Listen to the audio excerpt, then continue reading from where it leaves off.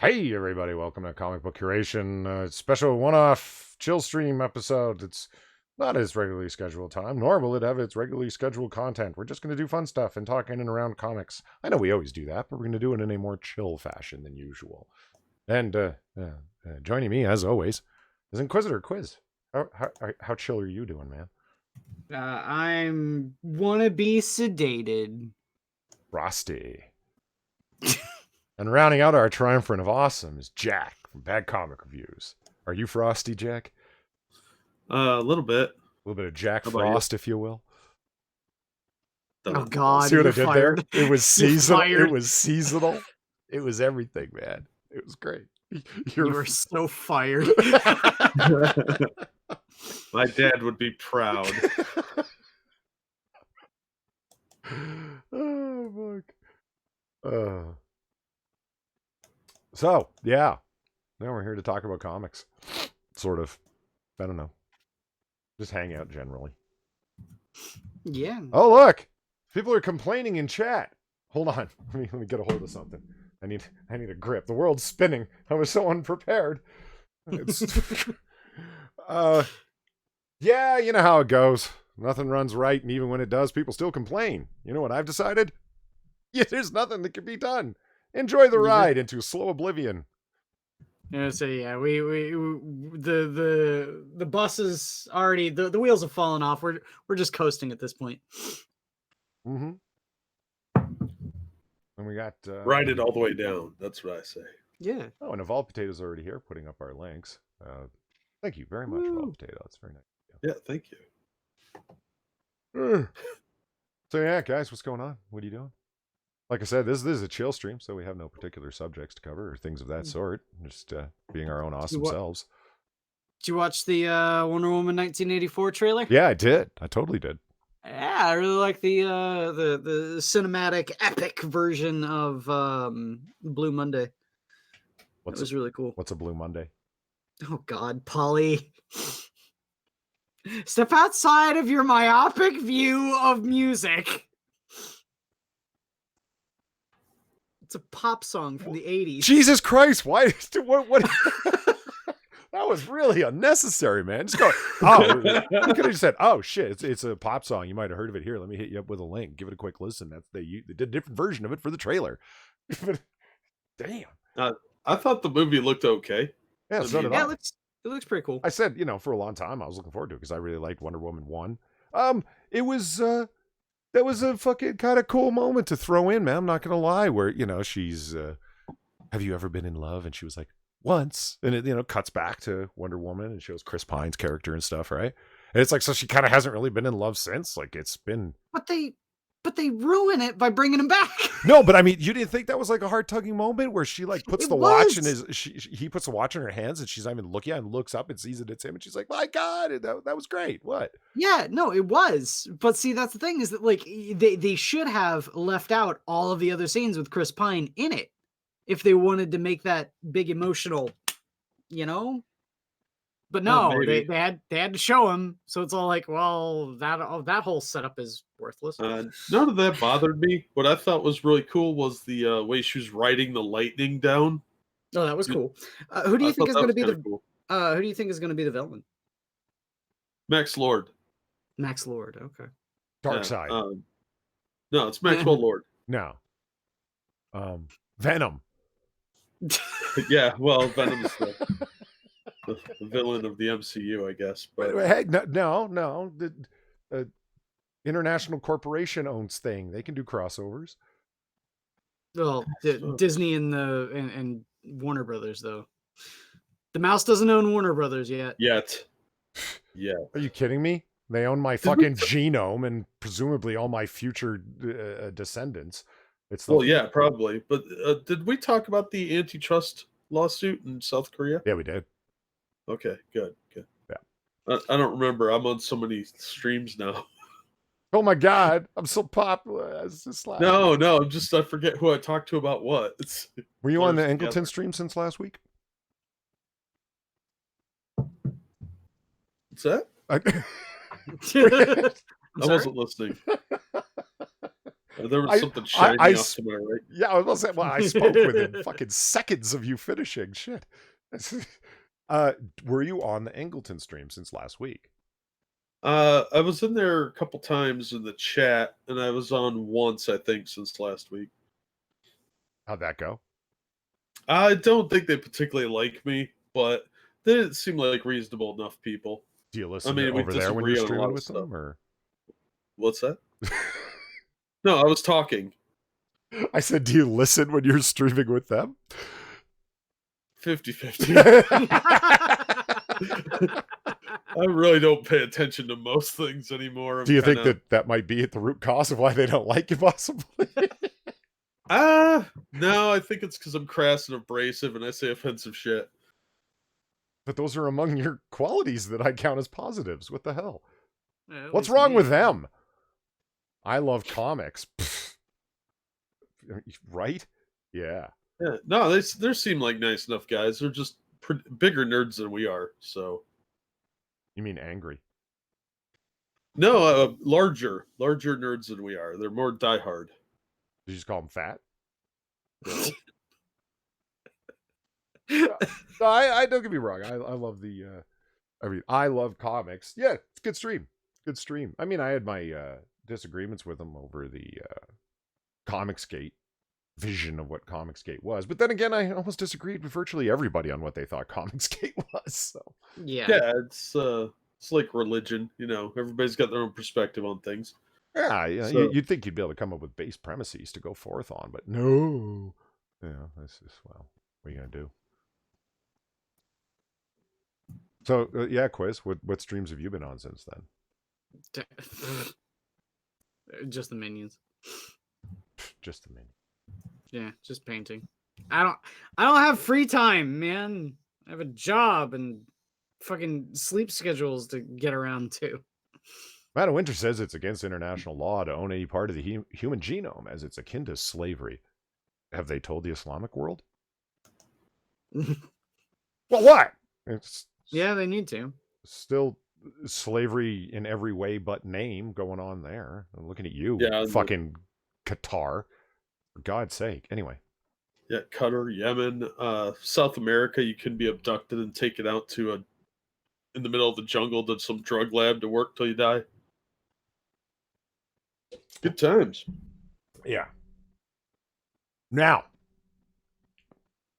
man, look at my internet, guys. It's just all over the place. I'm just bouncing around and streaming like kilobytes per second. It's going between 900 and 2300, like a fucking yo-yo. So chat, let me know if in between random jabs if the stream is buffering for you. Yeah. Down to 700, 1400, 15, 23. Yeah. Jesus Christ, I'm just calling off what it's like. Wow. I am supposed to inform you that you are high and that the chat screen is broken again. No. Oh yeah, look at it. It is. Good call. Yeah. I'm See high. the blue arrow, so I wish I would. Oh, let's see. Me too. Yeah, I wish you were high too. Let's all wish together. Yes. Let's see if that fixes it. So I picked up an issue of the Avengers recently because I saw they were bringing the Star brand back. Uh-huh. Oh man, it's so disappointing.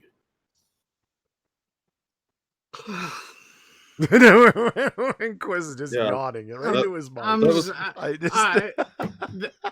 I think that's a pretty good indicator of my shock that a Marvel comic sucks. Holy Oh fuck. man, it like the Star brand is such a cool concept. It should have stayed in its own universe, but man, this book was just terrible. Okay, so did you guys see any of the Avengers 1 million BC or whatever? No. When was that? They did it at the beginning of this new Avengers run in that Marvel Legacy book. Really? Yeah, it's this completely escaped my attention. That's wild. Okay. Oh no, it didn't. It was just really fucking stupid. So basically, in the old times, there was an Avengers group comprised of Black Panther, the Star brand, a Ghost Rider on a woolly mammoth, the Phoenix, What? a Sorcerer Supreme, the guy who the eye is named for. Agmato? Yeah, Automata. Yeah, I or know I'm whatever. mispronouncing that. You can, but Yeah, I I don't always know. read Yeah. it as Agmato inside my head, if you know what I mean. It I just kept wanting to say Akhenaten, and I knew that wasn't right. no, that's definitely not right. And But I hear you. let's see, Phoenix and Odin.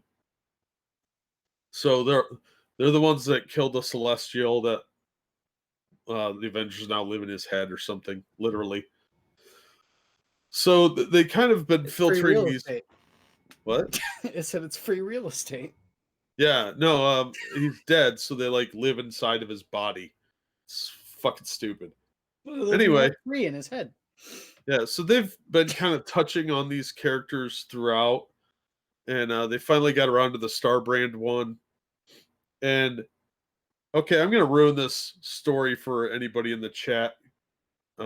Just a heads up. So yeah, if you were a caveman in the old days, the long, long ago, Mhm. and you were exiled from your tribe and you met up with another exiled caveman, what do you expect to happen? Sex. Gay sex. They're gay cavemen. And of course, that's who's going to get the star brand. After they got it off Dead Dinosaur, who shoots like this sort of lightning out of his mouth, like Godzilla. Okay.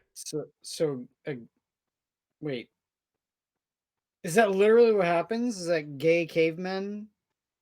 Gay cavemen are chased by the deviants, which are the evil guys from like an Inhumans experiment or something, a Kree experiment. I don't remember where they're from, but they're a group called the Deviants that are like these mutants, and they chase them, and they end up falling down into this pit where they find the star brand on a dinosaur. Okay. I wasn't joking. Dinosaur had the star brand, big old T Rex Huh.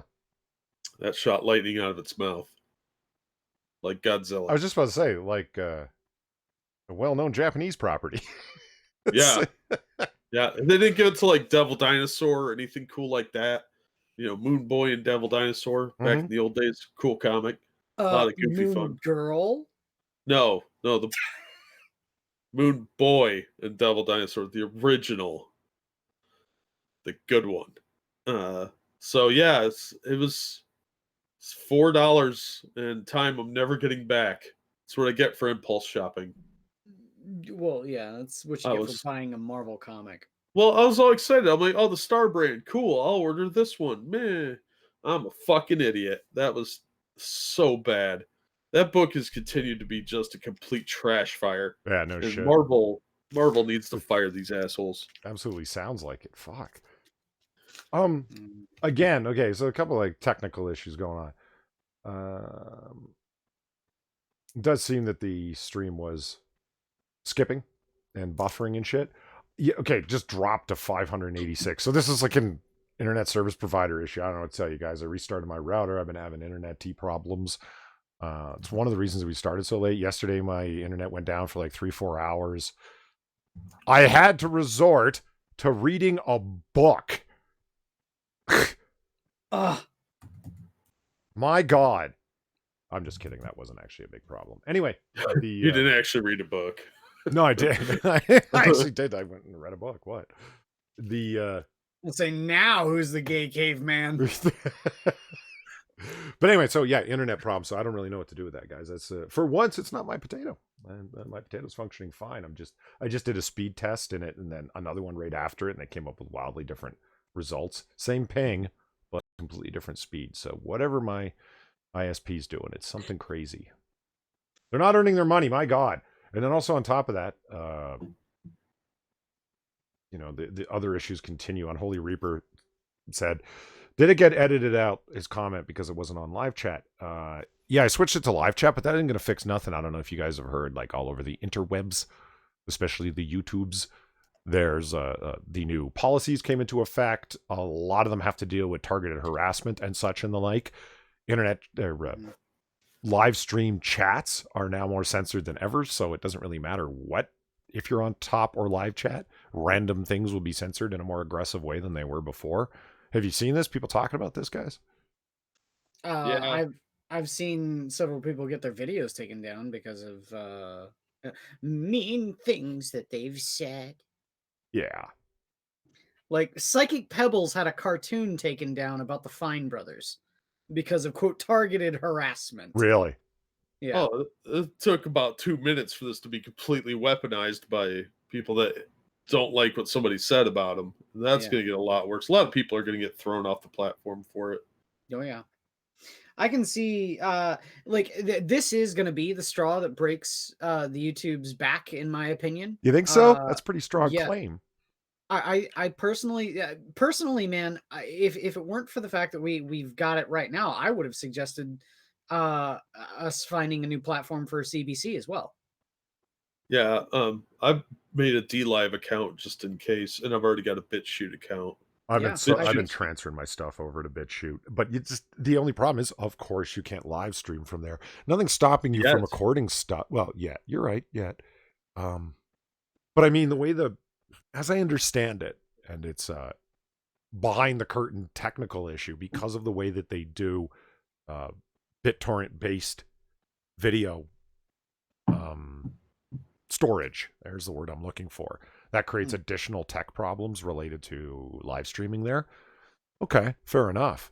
But that really is some behind the curtain shit where it's a whole bunch of like webmasters and tech nerds and guys that are way above our pay grade dealing with that. And plus, have you seen them asking for additional funding? Supposedly that's related to them upgrading their stuff so they can offer additional services, including live streaming. You know how far they are off from meeting their goals over there. Oh my God. Well, that's the thing, is that like right now is the perfect opportunity for literally anyone who has even remotely close to the infrastructure to do a video hosting platform to step up and thumb their nose at Google and YouTube and literally steal their entire market share. Yeah. Because people are not happy about any of this, and they have been doing absolutely nothing about it. They've been putting their fingers in their ears and going la la la la la la la la la to literally everyone who they've been fucking over with all of these changes. Yeah, I was watching BitChute's donation thing. They have a little green "Help Us Grow" tab, Right. and on the 9th, it was at 24%, Mhm. and right now it's at 38% fulfilled. Yeah. So they got a big bump in the past couple days for that, but they're still ways off. A lot of it were the people that are very big promoters of BitChute in general. Like, you know, your Sticks, Hex, and Hammers and Sargons, people that have huge, relative to the size of the platform, right? Relatively huge accounts, and they talk about it. But I don't know. It's like even the people that are super positive about it, about the site, end up saying things like, but we understand it'll never be the size that YouTube is. Like, oh, man. Unholy Reaper is talking about, like, yeah, your comment got censored. Who knows what they're going to consider as targeted, though? Somebody else had mentioned that. Yeah, targeted my ass. It's like, yeah, exactly. Here's the comment. I don't know shit about comics, Polly. I'm just here to listen to the cluster fucking train wreck that is these streams. Yeah. That's why we're here. Yep. We're not here to present a professional show, let me tell you. I'll tell you this. Well, damn, BG. Don't start fighting in chat. That's cool. The polish on shows ruins the show. I don't know if you guys have ever heard of or watched Good Mythical Morning, Rhett and Link. Mm-hmm. Okay. No. Just a popular G-rated show, Jack. Like harmless fun is what it was. But definitely boring. Considering that it was family friendly, rather entertaining actually. And because of those guys, they had good chemistry. They've been friends forever and a day. It's a little milquetoast, yeah, but better than any. I'd rather watch that than any unboxing video or makeup channel you can fucking name. Hands Why down. Why are you judging my channels, dude? Well, your taste sucks, and that's all there is to it, okay? But anyway. Well, I don't know about you. I would love to see a Jack makeup channel. So would I But am not a beautiful man, but I will be by the end. No. Mm-hmm. I thought you meant Jack doing makeup on women. That'd be hilarious. A guy who doesn't know how to do makeup at all trying to. That'd be great. Oh, I'd watch that too. No, either one of these concepts are perfectly fine by me. But if anybody wants to watch an unboxing channel, there's my link. Woohoo! Where was I going with this? Oh yeah, Homer Simpson's makeup shotgun. That's where I was going with this. That's what Yeah. that's what you need to develop, man. That was, oddly violent considering what they were doing. I mean, he blasts Marge in the face with a shotgun.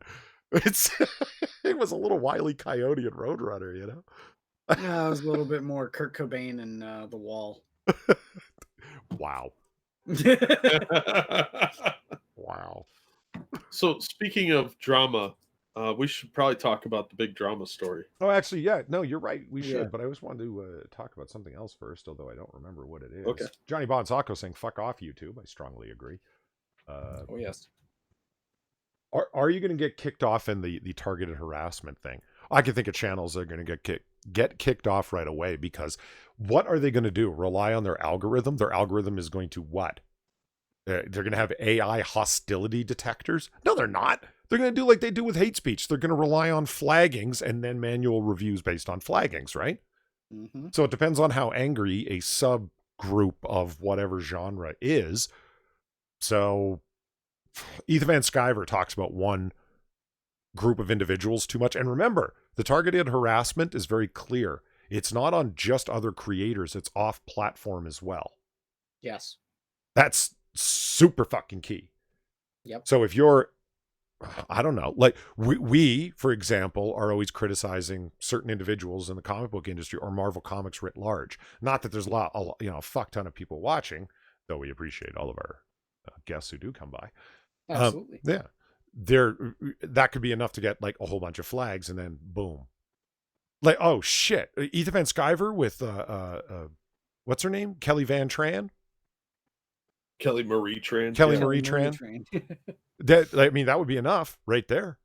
Yeah. You don't think they could view that as targeted harassment? There's more than enough people to brigade on his ass, and there you go, manual review. He's done how many fucking videos talking about her? He cuts her the head off of one of the action figures in one video, and it was absolutely meant as a joke. It was supposed to be a basement dwelling man baby joke. Like, do you know what I mean? Like, he was playing up that role as if he's that guy. Well, yeah. That was the joke. But somebody in a call center or review center off in India or Pakistan or wherever the fuck they have their call centers, they're international, right? Mm-hmm. They're going to view that and just go, Jesus Christ. Yeah, implied threats, not just direct. It doesn't have to be specific and intentional, even an implied threat. I mean, oh, come on, man. Like that's what I mean when I said quiz, strong language saying this is the beginning of the end, but I don't think it's the beginning of the end of YouTube. I would agree with you. It's the beginning of the end for certain kind of fun uploads. Well, because of that, it's going to be the beginning of the end of YouTube. The people that are the edgy people, the people that make interesting or actually fun content are going to get shunted off of the site. I'm shocked that only one of iDubbbz's videos got flagged immediately. Every single content cop would fall under the harassment policy, but only the Leafy one was flagged. Well, I would imagine Polly's probably right that somebody has to go in and flag it before they do it. Yeah. How long before you think the sycophantic fucks from Keemstar's audience are going to be before they go and flag iDubbbz's content cop on Keemstar? Oh yeah, same with War Campaign with anyone that Ethan doesn't like. Yeah, but therein lies the problem, right? It's with people that have an active audience that's willing to brigade. Think how many enemies that Yellow Flash and Tug have. Yeah. Mm-hmm. I mean, you don't think that they could call it targeted harassment on? Oh, just start a list. Yeah, literally anyone that they talk about. Yeah, I mean, what's her name? Arms Girl, just dying to lay out a fucking beating to Yellow Flash over his, in my opinion, perfectly legitimate criticism of the way that she's been brigading online. She has a whole bunch of people that like her comments, no matter what she writes. As long as there's 300 or 400 of them that are willing to go flag one of his videos as targeted harassment. Remember, the new rules is not just on site but off site as well. She doesn't have to have a regularly uploaded to page. Everybody who's pissed somebody off inside of the group formerly known as Comicsgate could easily fall under this, man. Yeah, I mean, this is just going to turn into the flagging wars. Yeah. And you know who's going to come out on top? Mundane Matt. Well, no, you know who's going to come out on top. This is what's going to happen, right? This is all going to be a battleground for all of these, you know, retards that are going to go around brigading, flagging, and doing all of this shit. It's going to be a bloodbath for all legitimate content creators, and the only people who are going to be on this site within a, you know, a little while are going to be the bullshit legacy media Jimmy Fallon's and the Stephen Colbert's and the over polished industry promoted type people. And that's why I brought up Rhett and Link and kind of got off them. Their show used to be like this kind of like basement baked thing. Like they literally did out of their basement to begin with, and then stepped up their game, got a studio, different stuff like that. But it had this workshop quality to it that was a huge part of it. And then remember when YouTube dumped a whole bunch of money out to authoritative news media, number one, and then content creators, number two, and started promoting the shit out of them? One of them was Good Mythical Morning with Rhett and Link. That was it for that show. It took on this glossy, weird veneer polish of yuck. Like everything was so smooth now, it lost its workshop quality. The lighting was perfect, the camera work was perfect, and it's like, oh, fuck that. So, I mean, I get the joke where it's people are like, your show's so unprofessional, Polly, and so on and so forth. Oh, fuck that. That's what I'm watching YouTube for. If I wanted to watch over polished shit, I'd watch TV. Yeah. You know what I mean? I want to hear the raw thoughts. I don't care if people really fuck up. It's funny because people are acting as their own individual producers and hosts at the same time. It's gonna be constantly unprofessional, and that's great. Good. Yeah. But that's more raw. Yeah. And that's the stuff that I'm agreeing with you, Quiz. That's what's gonna go. Yeah. It's gonna chase off all the little people. They'll protect the corporate people. They can do as much dumping on people as they want, but anybody responding to it is gonna get thrown off. Well, again, the major thing that's going to happen, right? It'll be a battleground for the small content creators. We probably aren't going to, you know, because we haven't hackled any, you know, we haven't rustled any jimmies. We haven't raised anyone's hackles, being so small by way of comparison. Right. But they'll like have a battleground of flagging. People will, you know, get their channels shut down. Everyone will will have to migrate or do something else for any of those sort of video hosting site. The only people who will be left will be corporate entities or the ones that YouTube or the small content creators. I say that sarcastically. Who YouTube wants to promote. They will be the only ones left standing when the smoke clears, and the entire audience that is on this site is going to say, well, where are the people that I came here to see? And will leave. Yeah. And the instant a single competitor comes out with a easy to use mobile fucking app, right? Yeah. For video viewing, yeah, YouTube will be gone. YouTube will be gone. I think Google's actually planning for this. I think Google wants YouTube to be gone. They're trying to make YouTube obsolete because YouTube has never made them money. Never. So they're intentionally sabotaging it to get rid of the fat, to trim the fat. It wouldn't surprise me. Hi, Dark Admiral Marchair. You said ahoy, Polydub, and Polly wasn't paying attention. No. I saw this.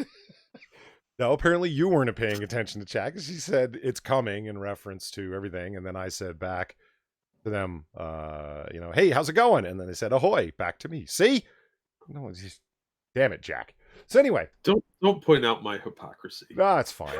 Did you hear Henry Cavill's comments about so-called toxic fandom? Yeah, it was really nice to see somebody actually stand up for the fans. Yeah, because it was more of a rational perspective than anything, and I think it speaks exactly to what we're talking about here. If you start brigading shit on, let's just say for the sake of argument, that your Rotten Tomatoes isn't actually being brigaded by alt-right trolls and Russian bots. Let's just say that people actually are showing up and just mass fucking with a movie they don't like Captain Marvel or whatever, right? outside of that, it's just a lot of what we're doing here. People talking, saying this stuff sucks. It's the democratization of opinion, as opposed to a whole bunch of movie critics that rely on access to producers and actors for their job, for their longevity in their career. Their access media, literally. They rely upon it. So, of course, they give everything good reviews. When you look at Rotten Tomatoes, the difference between critic scores and audience scores tell you an incredible amount, and only people that are wildly out of touch are surprised by that difference. We get critics 99%, audience 40%. Wait, what? And it's invariably it's a woke movie that they're expected to give a positive review to, because if they bomb review it, they'll never get another interview or whatever the fuck ever again, and get bawled out by their colleagues. The hell? You said that movie was bad, but the protagonist is a gay lesbian in a wheelchair that's pansexual, whatever, something ism. And if you don't like it, well, that's a problem. When you have a whole bunch of people on YouTube talking about, oh, well, this sucks, and this movie's annoying, and the fan service was obvious, and the CG was overdone, and you're obviously trying to implant messages in it. And they're like, oh my God, they're so toxic. It's like, well, I just don't think that you like that you control the ratings and opinions of things anymore. So you label people with things. I think Henry Cavill's responding to exactly that. He says, I don't think they're toxic. I just think they're passionate. Yep. I absolutely agree, Henry. I'm glad you see that. Gentlemen? Yeah. No, I mean, that sounds about right. Mm-hmm. The protagonist is a gay caveman. Dude, I'm telling you. I was like, are you serious? Gay cavemen? Come on. Yeah. So bad.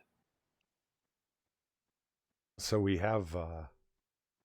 It doesn't seem very productive, What? right? They're supposed to be perpetuating their genes to survive into the future, right? You know, that's supposed to be procreating. There's not a whole lot of humans at that point in time, and yet they're intentionally and willfully not procreating by being gay. Well, It's it's not even that. It's just it's one more time Marvel is wedging in like gay characters for the sake of being gay.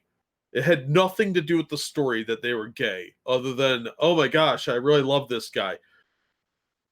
The whole issue could have been summed up in about 2 pages if they had cut out some of the nonsense they were spewing. I am so angry about this $4 that I spent. No idea. Let me address something Geode said in there, though. He said, question to the panel, do you think Henry Cavill is a fan when it comes to The Witcher? I honestly haven't seen much from him to suggest he is. I don't think so. Maybe played Witcher 3. That's the one that seems like everyone has played and never played any of their, and like either of the previous two.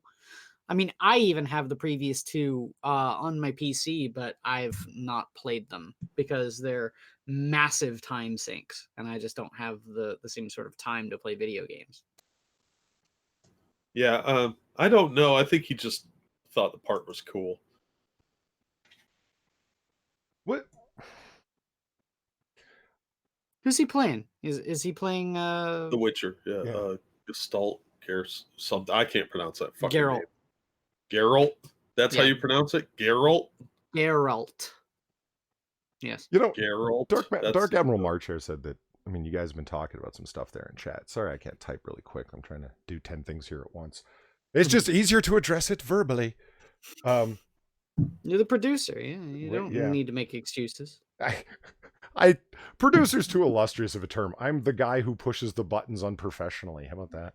There you go. Producers do. Yeah. I had to mute to cough. Would you say?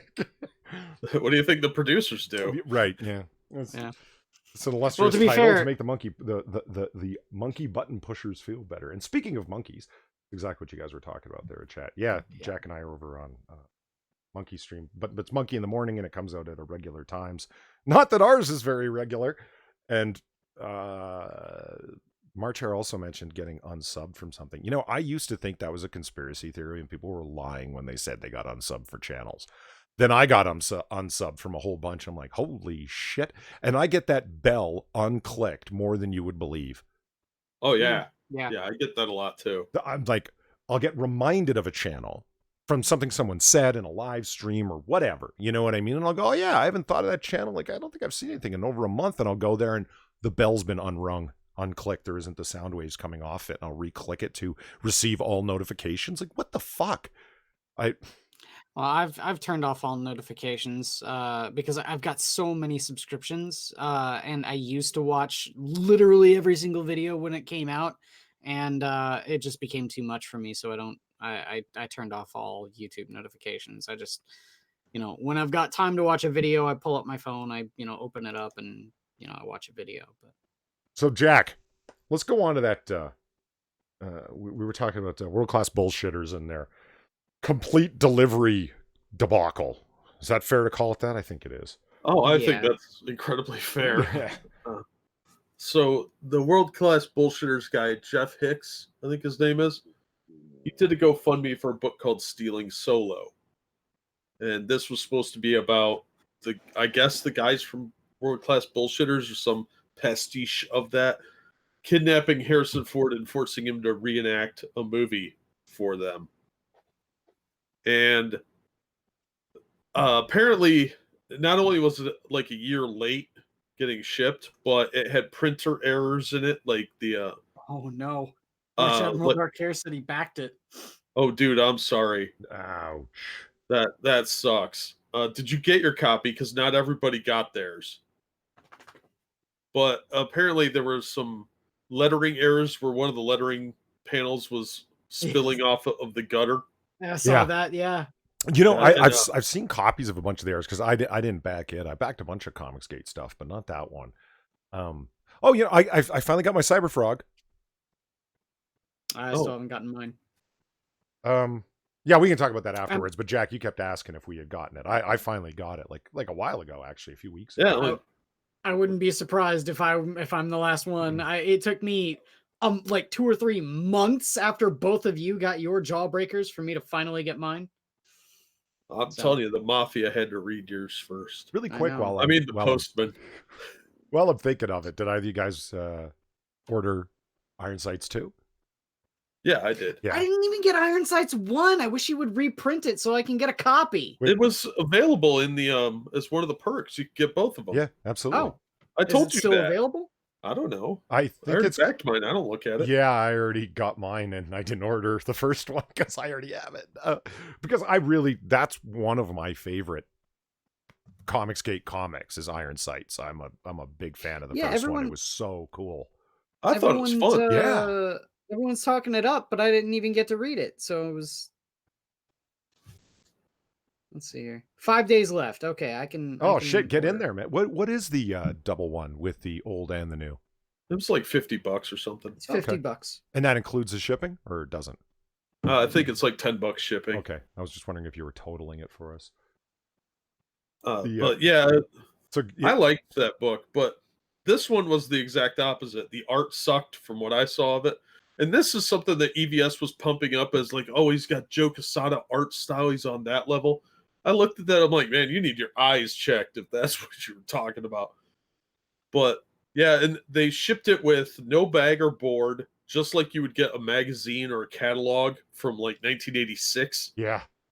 And they printed the names and addresses on the back of the cover. The cover was blank white. That's what I haven't seen yet. I've seen some of the printing errors, including the lettering stuff, like people's screen captures or pictures they took and then uploaded, right?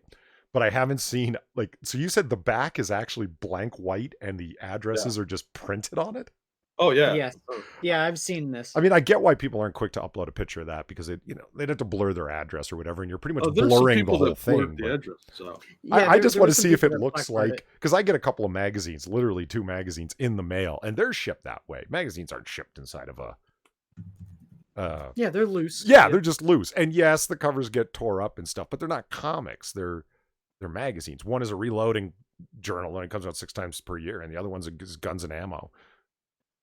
And because they're cheap as shit, because they're mass publication magazines. You're a moron if you buy them at the cover price, and you can just get a subscription for like $8 a year. It's insanely cheap. Because again, mass production shipping, right? So I'm like, why not $8 a year? I can afford that for a monthly okay shill magazine about guns. I mean, I'm not an expert, so I like to learn. Anyway, I'm wondering if it looks like that, in the bottom corner where they leave it blank on old school print magazines like that, and they just print your shit where it's like Rutger Dubbenstein lives at 123 fuck off way, It, No, Well, it was even worse. Yeah, it's worse because it's a whole page. It's all white, and in the Here. dead center Here, is I the got address. a picture I can show you. Oh, really? Cool. Hold on, let me Yeah. just drag you over here. And I'll share the screen here.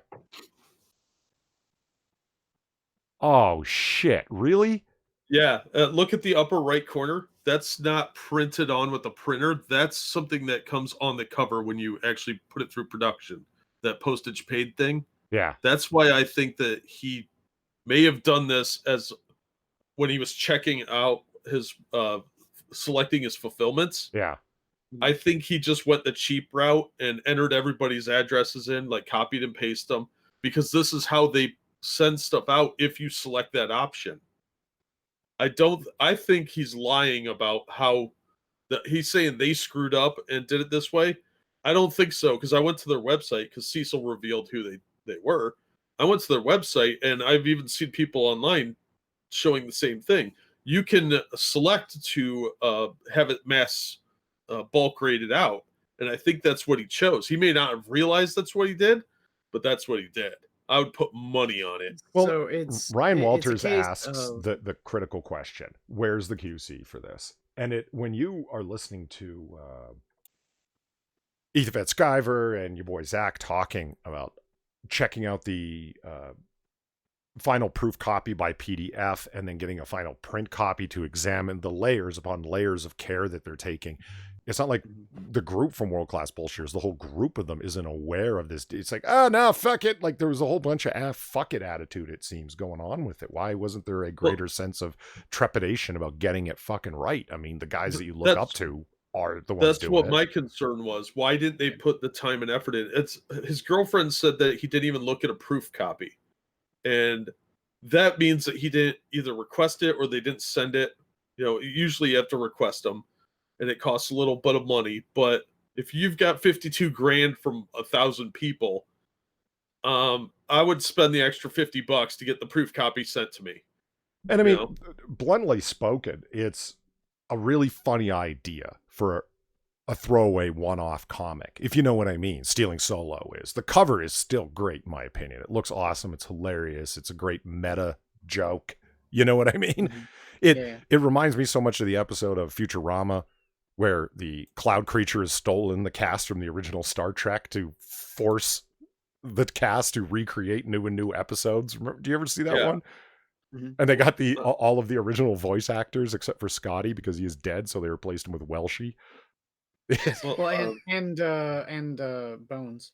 And Bones. Yeah, the concept was fine. This is a kind of a nerd joke that's been around for a while anyway, of nerds abducting their heroes. Yeah. But the concept is fine, but if you execute it so poorly, I mean, I would think you'd want to be more involved, especially if your book is a year late. And like make sure everything looks good on the interior, everything's lined up like it's supposed to. Check the print file. It doesn't sound like any of that was done.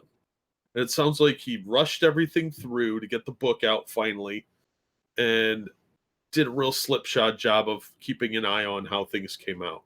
It really looks like he just didn't care. I mean, and you can here, if you look at my screen again, you can see how it got mailed to people. It's all bent up and shit like that. Hold on. There's no resale value in that. There's barely any collectability factor at that point when something is this fucked up. That's how my magazines show up. And what are you going to expect? That's what mailmen do. They fold it in half. And look at the corner you're pointing at. That's just brutal. If it's a mass print magazine that's not meant as a collectible or anything like that, you don't care. They're torn up regularly. But again, I'm reading it to read it for the one time only, if you know what I mean. This is different when you're paying a fuck ton for a crowdsourced comic like that. Yeah, people paid $35 for this. It was $25 or 30 or 35. I think it was $25 for the book, $10 for shipping. That's ridiculous to get something like this. I mean, that's a $5 book. I'd be a lot less upset. You know, if it paid $3 shipping, even $8 or $10, I won't be nearly as upset. But you're talking $30. Fuck you, man. What the hell for a floppy? And they're gonna disrespect you on this level as a customer, as a fan. Now that's I honestly do not believe him when he says it's the printer fuck up. And even if it was, I still think there was too much slacking on production because if the interior hadn't been so janked up and the art didn't look like shit, I would feel a little bit more like he was probably telling the truth. But I don't know. I'm not buying it. There's too many people willing to believe that the printer is at fault here, and I'm just not buying it. This does not look like somebody that put time and attention into detail. This looks like somebody that shot off 2 emails and moved on with their day. And he didn't even sign them. That was part of the thing, was he was supposed to sign the books. So at what point was the fulfillment going to be done after he signed them? And why wasn't he signing them? That's why I think he cut some corners, probably didn't read through everything correctly, and selected the option to just have them sent to people's houses. Yeah. Maybe I'm wrong. Feel free to disagree, but that's how it looked to me. Well, okay. You know what? Like there is all of the things that we said, but of course what you're going to encounter is this inevitably. Like I think all the things we said are true, but then, you know, so here we are over at Bleeding Cool. $52,000 crowdfunded Star Wars parody comic that shipped without packaging by Rich Johnson. Who's shocked? Who's shocked that Rich Johnston jumped on this? No one. Oh, nobody. I mean, it's printing all the errors and mistakes and pulling it off of like online. How much did you talk about Cyberfrog? Largest crowdfunded comic in comics history. How much did you talk about it, you fucking fraud, Johnston? How much did you bring it up? Not once, you miserable fuck. As often as you can, you miserable junkyard bastard. Beating on Comicsgate, never talking about any of the successes. This is a failure and an obvious one. There's no question. Suddenly, he's talking about it, how it's not living up to anything. And they have to put 52,000 as the first fucking words in the fucking headline. Really? Why are you talking about the ones that are well into the fucking 6 figures in crowdfunding that were shipped fine? That everybody loved them. Do you talk regularly about the shitty print quality, the shitty ink quality, the shitty paper quality of the fucking comic book companies that you shill for on a regular basis, you miserable bastard? No, he doesn't. And so we go down to the comments section, because here's where the real fucking lulls occur. I mean, who the fuck's reading this stuff anyway? Comicsgate continues to prove that it is indeed trash. They have a grammatical error. Also, wasn't this the plot of, and then they repeat that they heard this plot somewhere else. And it's like, you mean like every other recycled plot in all of the comics that you think are awesome? Character that was white male is now not white male. Wow, revolutionary. But you miserable fucks still print an article about it and call it fucking revolutionary, and all you miserable bastards still show up and cheer it on in the chat. I don't want to hear about originality from you fucks. And it's, I'm not familiar with this project at all, but can you really make a profit using Harrison Ford's likeness? And then this brilliant one. So, white male, I'm guessing, mostly SW fanboys felt that they were scammed by a perfectly fine, well-made movie, only to get actually scammed for real, is priceless. LOL. What are you fucking kidding me? Like, how many of the fucking phantom audience fucking people that you guaranteed to show up and buy the fucking comics that fail again and again and again in front of your fucking face? It's not, if we print comics for girls will line up to buy them. We print comics that feature token African-American characters, token Asian characters, whatever, token gay characters, trans characters. There'll be a whole new audience that'll explode. And what happens invariably again and again? They don't show up, they don't buy it, you have to cancel the fucking comic and pretend it was intended as a limited run from the beginning. But yet it's like, oh, the white males again. Oh, fuck all of you guys. What the hell does his race and sex have to do with it? Nothing. They're just a bunch of whiners. How much do you want to bet that this was a white male who wrote that? That's the depressing thing. It's just seething, endless self-fucking hatred. The people who talk the loudest about social justice are white people. Oh, just be quiet, POC LGBTite. I will speak on your behalf. Yeah, right. Well, I love that comic. see, that's another thing that people have to consider when they're doing these projects. If you legitimately want to produce a comic, you have to try extra hard to produce a high quality comic, even if it means you're going to make less profit, because people like Rich Johnston are just looking for a fuck up. Yep, Yeah, you're So not they're wrong. itching for you to mess up in any way that he can jump on it. Yeah. exactly. So if you want to produce a comic, do it. Awesome. I don't care if your art blows. That's fine. Just make sure you're doing as good of a job as you possibly can. Check the print file. Have somebody else check the print file. Ask for help from some of these pros that say they're all for this, and see if you can maybe get some help that way. But you can't be just half-assing it and expecting it not to blow up in everyone's face. Put a little bit of extra effort in, and if you need help, ask for help. Yeah. So I don't know. I think this was a massive hit for the Comicsgate as a whole, and even people that are even talking about this are getting jumped on. And of course, there are some people, even within the general comics community, that are saying what a disaster this was. But eating each other alive isn't productive. I think this project was a total fucking nightmare, and I'd be pissed if I had backed it. But I don't know. He's got to make it right, or it's gonna hurt other creators, because people are gonna be really gun shy now. These books Yeah. are way too late, and you're producing crap. Come on, man. You're not helping anyone. Yeah, it's not a good thing, but you have to. I mean, they obviously fucked up in all the ways that we've talked about and they talked about, but it's the. Of course, they're going to talk about it in a way that they were completely silent about everything else. It's only bad news coming out of those racist white males. But you're all a bunch of white males. Yeah, but it's fine. We're woke. Oh, shut up. They're allies. If you weren't a bunch of sycophantic fucks, Rich Johnson and company, who promotes everything you're told to promote, I mean, why don't you offer like your actual opinion on something? Unless, of course, those are your actual opinions, in which case, God help your immortal soul.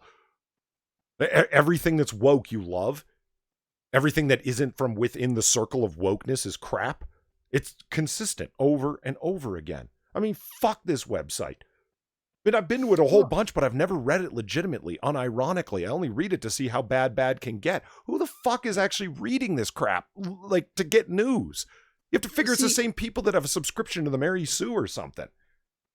There's the major difference between someone like say Rich Johnston and us, right, is that we've pitched books. I know Jack has pitched one with Tamara Bonvillain, Alien 3, right? The graphic novel version of Alien 3. I've pitched one written by Gail Simone, right? We acknowledge that even when some people are absolute fucking cunts on social media, that if they still do a good comic, we'll give them praise. We will buy their comic. I know I have. But can Rich Johnston say the same thing? No, I highly fucking doubt it. Well, he can't even admit that some of the Comicsgate books have come out on time, or ahead of schedule. I mean, look at what like Tim Lim and those guys were doing on like Trump Space Force before they really broke off with Comicsgate. They were ahead of schedule on a lot of their books. So I got my copy of Soul Finder the other day, and there's a lot of books that have been on time or you're only slightly late. A year is ridiculous, though. Yeah. I mean, I'm willing to give a lot of leeway. I just recently picked up a book that was, or not a book, a video game that ran on Kickstarter a long time ago, and it was massively delayed, but it came out, and I still bought it.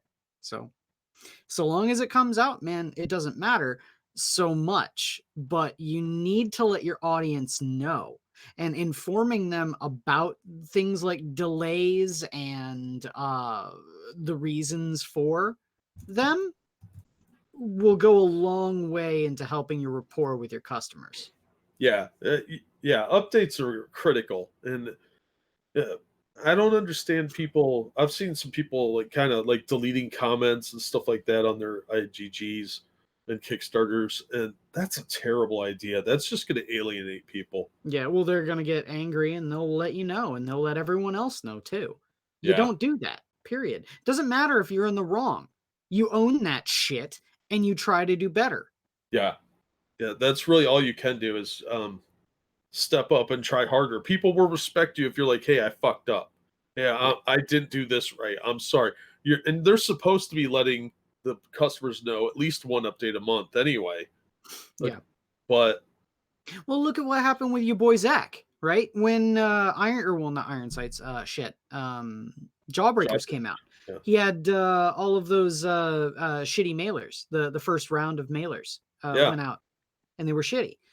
He recalled them, gave people either refunds or new books, yeah. See, all out that's of how you do pocket. customer service. That's absolutely how you do it. You don't Yeah, just sit there and go, "Oh man, the printer's fucked up, man, guys. It's so bad. It's all the printer's fault. It's not my fault. It's the printer's fault." you no, Fucking own that's it. that. What he did there was exactly the reason I backed the second Jawbreakers book. I Yeah. was like, this guy's doing it right. I'm going to support him by buying this other book. And you know what? That wins me over as a customer is not treating me like I'm the asshole. Yeah. You know, like yeah, your boy Zach, Richard Meyer, he's done absolutely everything as a class act.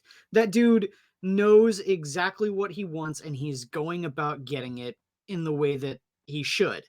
And that's to be lauded. Yeah. Uh people need people like Rich Johnson will never fucking admit it, but that's how you get customers and that's how you keep customers. Are you paying attention, Marvel? No, they're too busy making gay cavemen. Ugh. Yeah, but his Iron Sights 2 is at 70 grand right now. That's pretty respectable for a book that is, I mean, that's really a nothing company comparatively. But 70 grand for one book, that's pretty fucking good. Yeah. Look at this. I mean, Yeah. I'm thinking about buying it right now. Do it. Buy the 2-pack. Clark That's what Kent I'm thinking about reveals doing. Clark Kent reveals his secret identity as a coming out allegory. What? Yeah. Are you on the Mary Sue? No, I'm on Bleeding Cool. Oh, Oh God. And it's Just as bad. It's like, where are you getting that from, Rich Johnston? Where are you getting that from? It's as a matter of the, I Jesus Christ. And while the reveal in the comic book does indeed play reference and allegory to the refugee and immigrant story of Superman, there is more besides. And then it's just page after page after page of images from the comic. Like, look at this. It just show a whole bunch of pages of him making a speech. But will he keep the glasses? It doesn't anything about gay, nothing. Like Rich Johnson, enough with the fucking endless agenda pushing. Every comic is nothing but an agenda constantly, all the time. It's what they're for. No, it's not. Oh, you angry white males. Fuck you. You're white, you miserable self-hating son of a bitch. It doesn't mean you should think a certain way, but you're constantly calling out people that look just like you. What's your fucking problem? So obviously it's a question of not that they're white. It's a question of their politics. So stop calling out people racially. That makes no fucking sense. yeah, they'll just undo this when they screw it up in 6 months. Because remember, we're retiring Clark Kent soon. Yeah. And I mean, and this is part of it. But I mean, you can't even, like, even with Brian Bendis and as nuts as he is, they're still unable to make, like, the immigrant thing isn't enough for you. So make it about a gay or trans coming out story. Even though that's not there except in your own mind to make it happen. You know, it's got to be tiring for someone, especially like you, Polly, being within the sphere of academia, because this sort of shit just smacks of bullshit pseudo intellectualism that is rampant in lower classmen academia.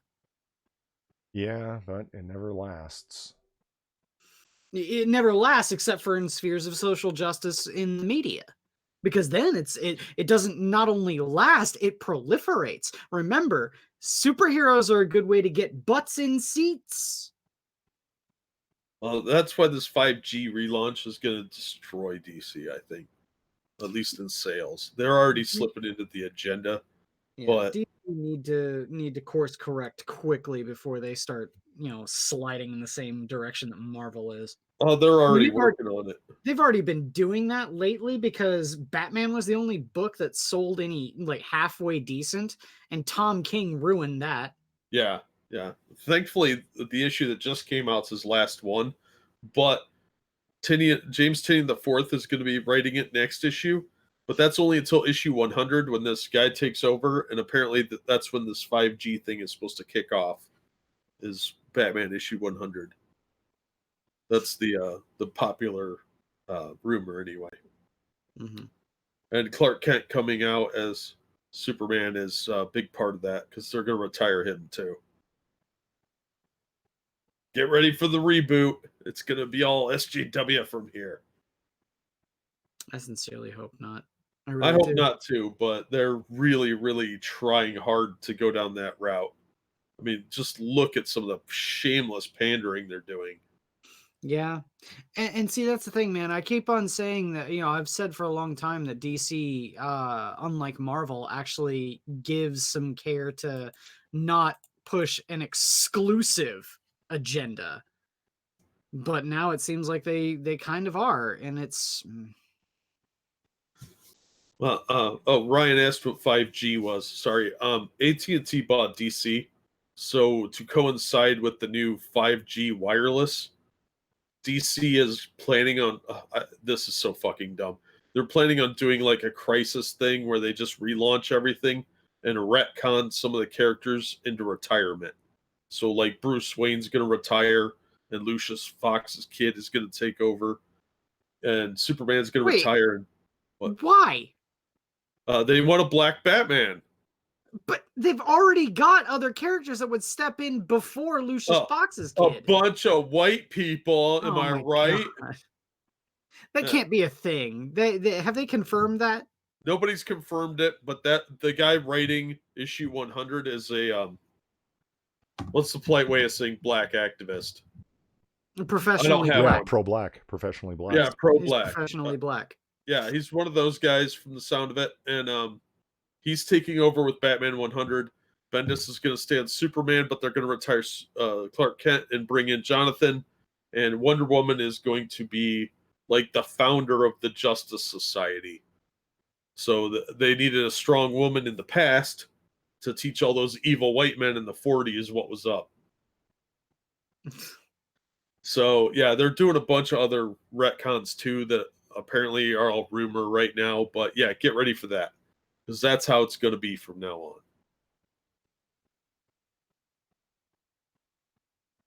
Black Batman. No, not Nightwing, Doctor. No, he's an evil straight white male.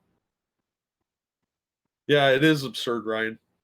So yeah, that's what the story is going around, and apparently there's some people at DC saying this. So, Social Justice Society.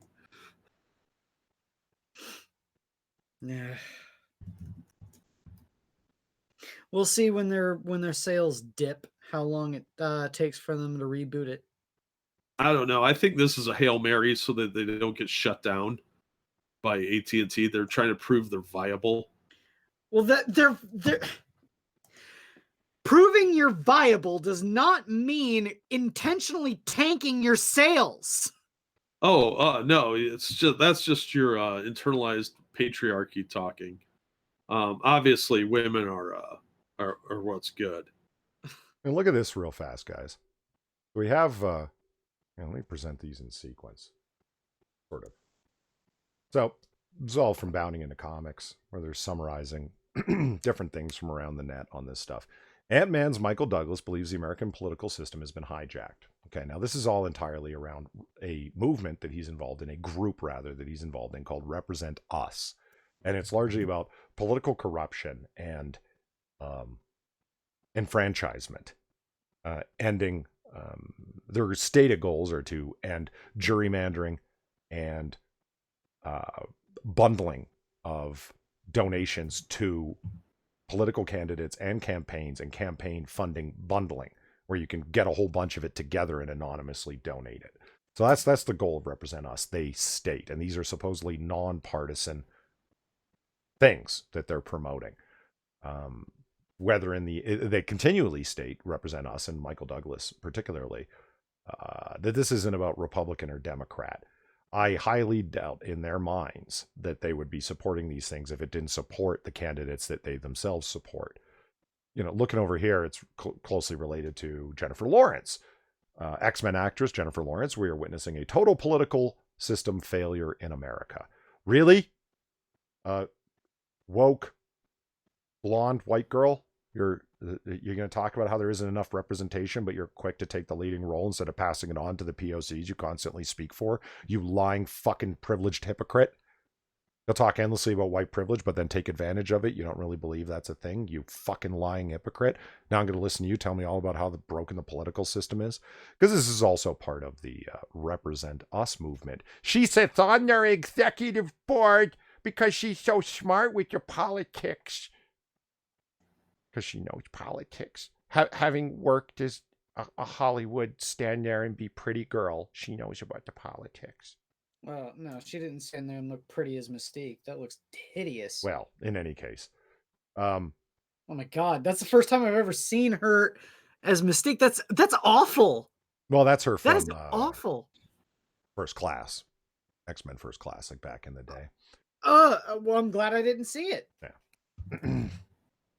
Yeah, and then Johnny Hellcat brings up her and Weinstein. Yeah, notice that she wasn't a big part of the Me Too or Time's Up movement at all remotely. Draw your own conclusions from that.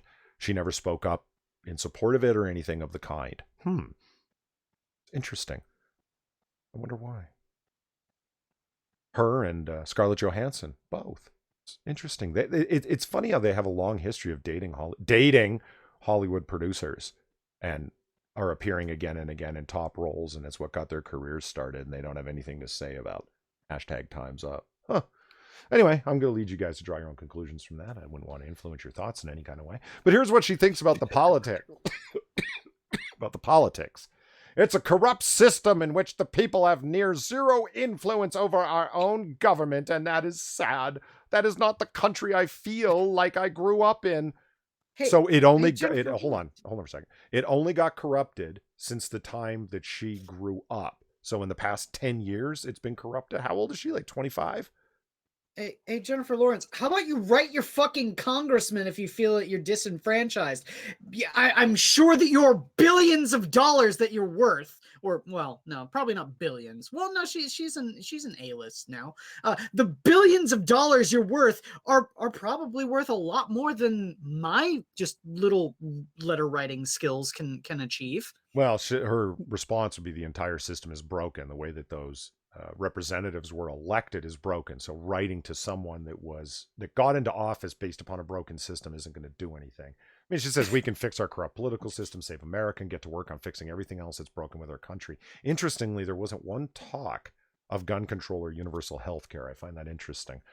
It's all about bribes. The goals include passing laws to stop political bribery that would fix broken elections. They advocate ending gerrymandering, implementing ranked choice voting, go fuck yourself, and implementing automatic voter registration and the ability to vote from home.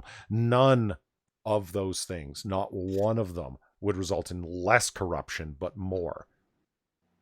Like the ability to vote from home, online voting. Are you insane? Yeah, voter tampering would be, astronomical. It's so easy to tamper that. I love the basic idea. I do, because it's coming from a good place. But automatic voter registration is a horrible idea. You want to fix the system to begin with and make a more volatile electorate, because the more volatile electorate it is, the more responsive parties have to be. You're saying it's not about Democrats and Republicans. Okay, well, stop making it so we have to serve the parties serve us. What's the first step to doing that? Make it illegal, like meaning there is no legal way that one can register as a Democrat or a Republican. You can merely register as a voter. You don't have the option of independent Democrat or Republican.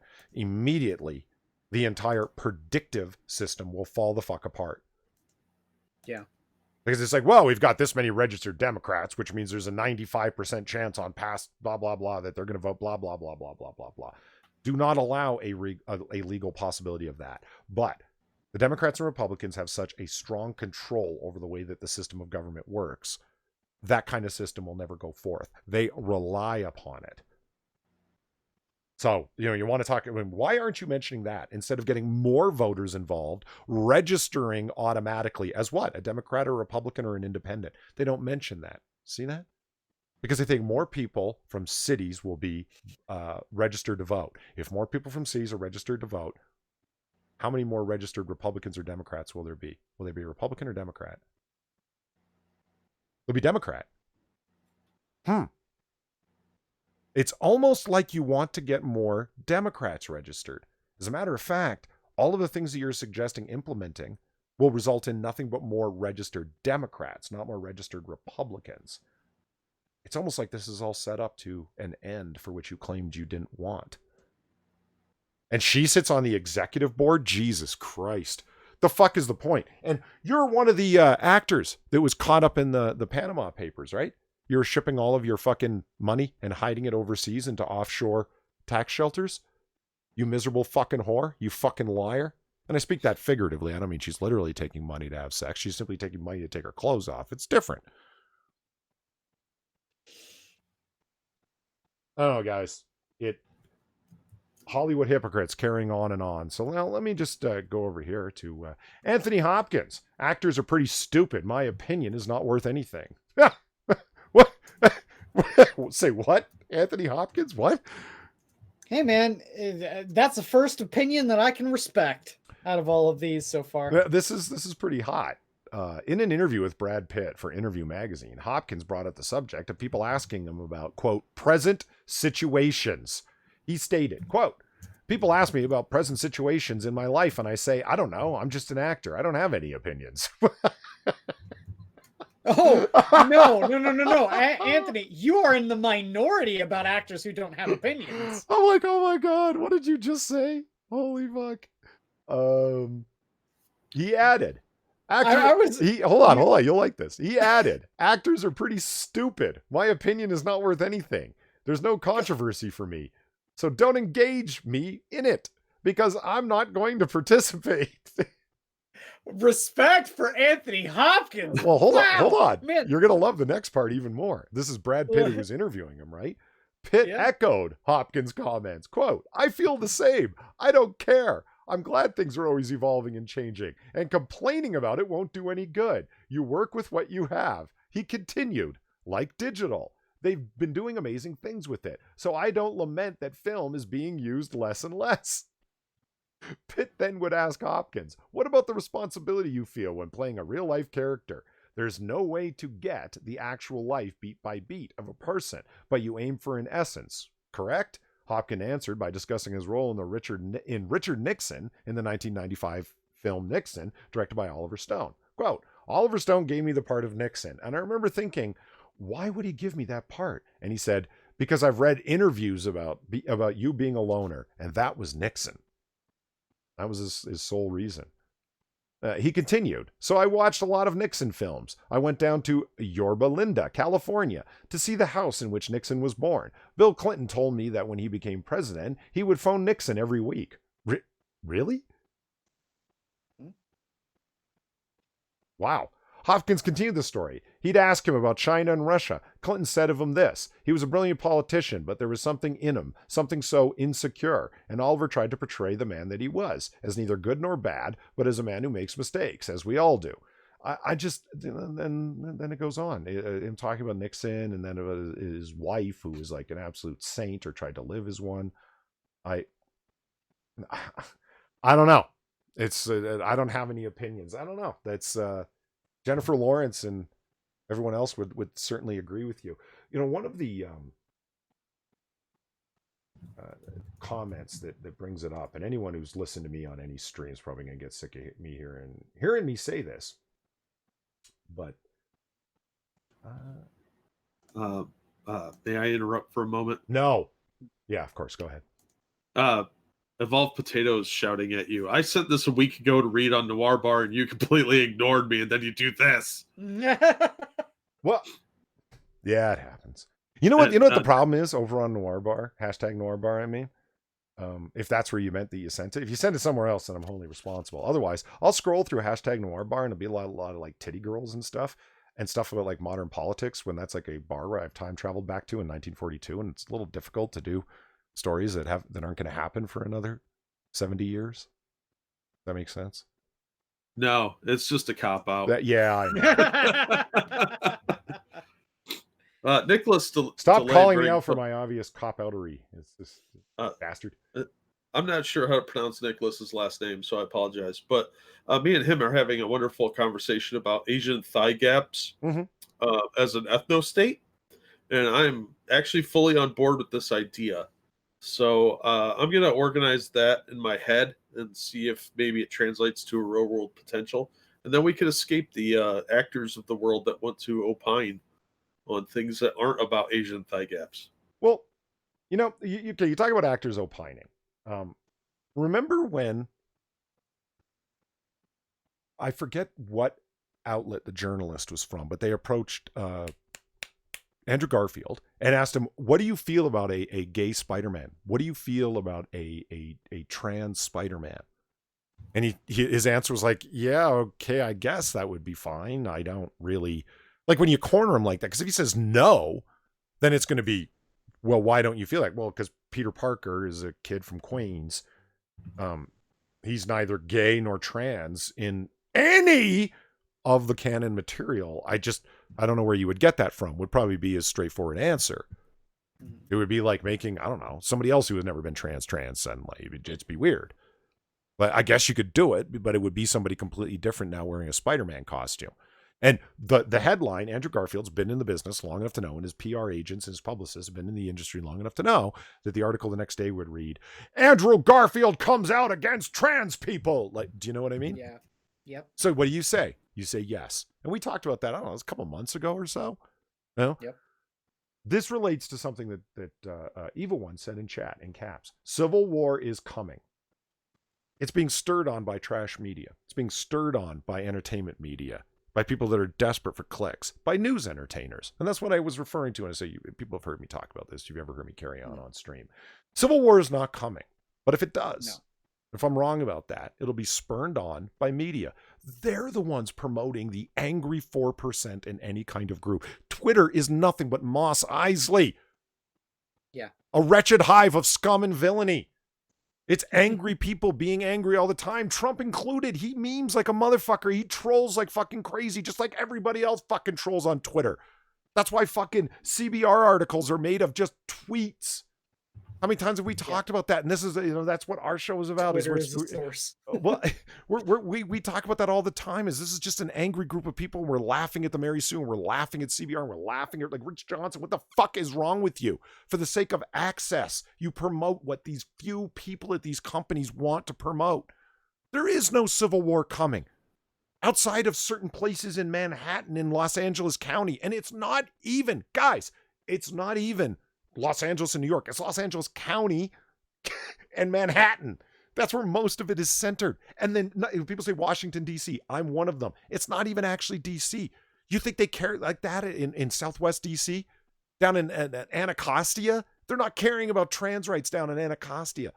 Most of the people that are from D.C. don't even live in D.C. They live in Silver Spring. Mm-hmm. They live in Alexandria, Virginia, across the Potomac.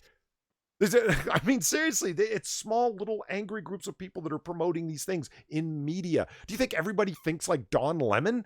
Think everybody thinks like fucking Rachel Maddow or fucking Sean Hannity? It doesn't matter.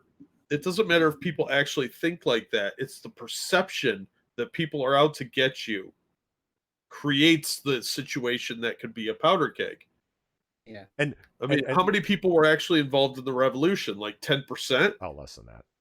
Yeah, so it doesn't take an entire population to have a civil uprising. You just have to convince people that they're at risk. Now, but I can On make either side. I can make a responsible historical reconstruction of how that wasn't the case with the revolution, that this was a broad-based feeling of being fucked over. When you I'm not making that comparison. I'm saying percentages wise, it doesn't take the full population to have a revolution or an attempt at one. Okay, you're right, because a small percentage of any population is always involved in any war when they suit up. So let's just take, you brought up the revolution. Okay, they call for the Continental Congress without any legal authority. It was actually illegal authority that they were operating under. Call up state militias and they say, hey, your local, state militias, local colonial militias at that time. It's like, call up people that want to go to war with the British, and a whole bunch of people volunteered based on the idea of fucking liberty. Yes, I want to fight for my freedom. No, I'm not going to have a distant government making laws. All the things that we know the revolution is based on, and they actually showed up. Jack, let me ask you, the Democrats, or who's it going to be? Antifa? Who's it going to be? Going to call up troops. Who the fuck is going to show up? 18 college kids, black clad, ready for war? But 5 p.m. comes and they got to go get their fucking Hot Pockets and have their fucking Starbucks coffee? No, that's what I mean. It's like, I agree with you completely that they are trying to stir up and gin up the anger that results in these things, and they're failing. That's why, I mean, how many people in poll after poll consider news media to be conveying information accurately? It's so close to the single digits. It's hovering. It's at like 11 or 12% right now. It's going to dip below into single digits at any time. That's how I'm just saying, I'm just saying it's a possibility that if you can get enough people riled up, it doesn't matter what side they're on, you can foment the kind of civil unrest that some of these news entertainers are advocating for. I mean, for example, if you constantly tell people we're going to take your guns, do you really think that the gun owners aren't going to be a little skittish? And then one city, one state, whatever, is all it takes that does some sort of insane attempt at a gun grab, like, say, Virginia's SR-15, I think it is, where organized groups of people with firearms will be considered a militia and illegal. And they enforce that on one group. You really think that won't make people a little nervous? Maybe start to form their own secret groups? I think it will. And you're going to see that with the other direction, too. If Trump wins re-election, some of these Antifa lunatics might go off the deep end. I'm just saying it's a possibility. I'm not ruling anything out at this point. People are fucking nuts. The political divisions have been deeper than they ever have been in our lifetimes, but not in the history of America. I mean, think back to the Hoovervilles and so forth. Like, I mean, think back to the 70s with uprising, which were really just citywide riots, and America was not torn apart because the majority of people were not behind it. Even less people are behind it now. I'm not trying to make an argument that there aren't nutters out there. Johnny Bonsacco says, fuck off, Polly. I was asked if I was proud if I was raising a racist at a supermarket because a 5-year-old was wearing a red hat. It was an Elmo hat. I'm not saying there aren't crazy people out there. I was talking specifically about the media. There aren't people that get spurned on in the fever pitch by media? Yeah, of course they are. But think how many people were at that supermarket that would have been mind blown if they had heard that said. Yeah, they're going to find that's why I keep saying the angry 4%. I'm not saying they're not out there, that it's an entirely a media generated thing, but the vast majority of people want no fucking part in this. And as for people that are going to show up in an organized force to commit violence, i.e. a civil war, it's not going to happen. And then finally, Midnight in Exile says I'm out to kick Polly. What a fucking surprise. You've been out to kick Polly for the past fucking year. Get a new joke, man. Holy fuck. Yeah, I'm just saying that, we're going to probably see some groups like the Weather Underground or... Now that's something I can buy. People. An organized group like Weather Underground? Yeah. That I could see. But that ain't Antifa, at least not yet. Well, it's not, but I don't know. I just, I'm not ruling anything out because the media is going to make people cluster into groups and they're going to end up forming little social media enclaves and they're going to help each other talk themselves up and then go do something really dumb.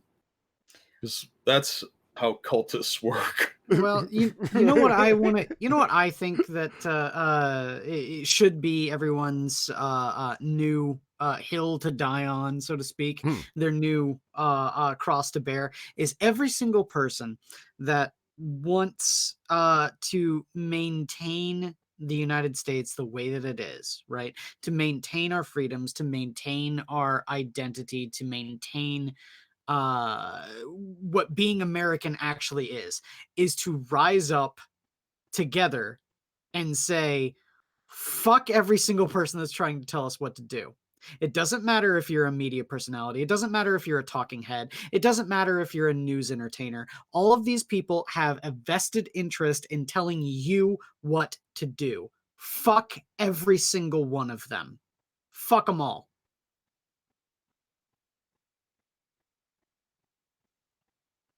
Yeah. Did you guys read the new He-Man comic? Speaking of which, No. Oh, damn it. That reminds me.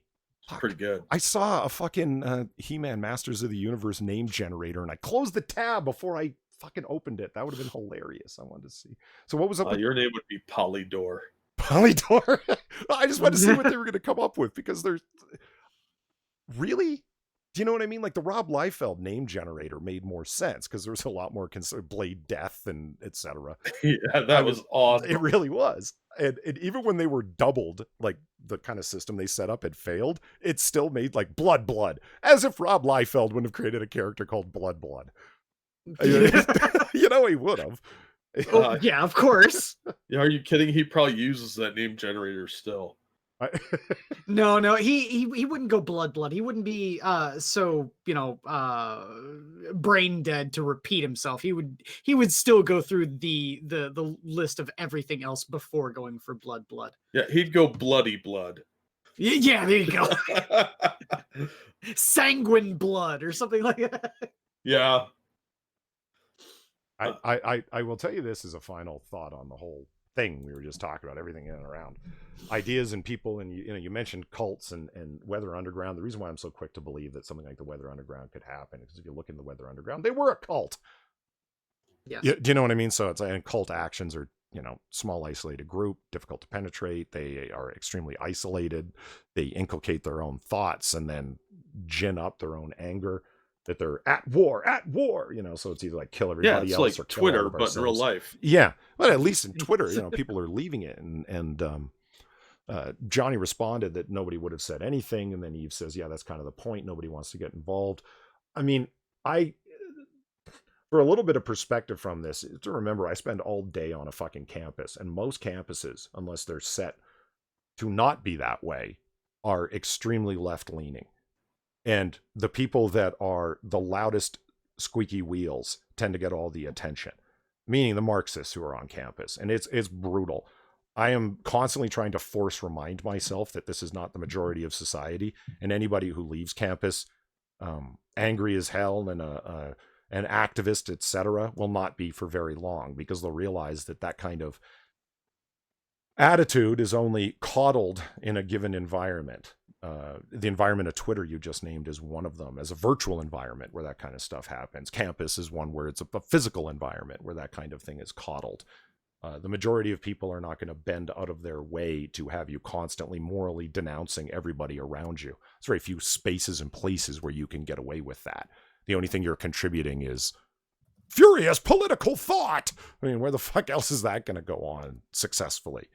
So, I mean, my attitudes of this is not the majority of people comes from a force perspective of stats, that it is not the majority of people who feel this way, that you can find it localized in very tight areas. And I'm not surprised that would happen in California more than it would happen in Iowa, Johnny. I'm making a point that maybe we need to get on the same page on this one and remind ourselves that there's some psychos out there and they're being spurned on by a given media, but just because we are encountering it, perhaps we're encountering it randomly, and we shouldn't consider the anecdotes as widely instructive.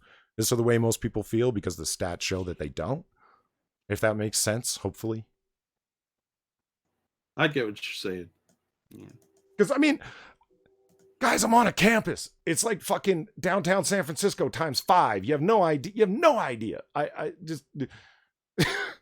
Yeah, like in one of those movies where guys would like tear open their shirts in anger and be like, fuck all of you. Like, that would be me if I didn't like constantly remind myself that this is not It's not even really about politics. It's about a sense of sanity, the constant denouncement. Yeah. Well, it's nuts because like I can't think of a time previous where we've had so much access to so much power with so little uh like active need to attain it, right? If someone can get your docs, they can call your workplace and call you all sorts of names to get you fired. What sort of bullshit is that when you had to in the 80s? Like that was unheard of. No one could or would do something like that. But now all of that information is available online, easily easily attainable. Ha! Jokes on them. I'm unemployed. Well, I'm just saying these are the sorts of things that I think is the pitfalls of technology, is the fact that with ease of life comes ease of destruction of life, right?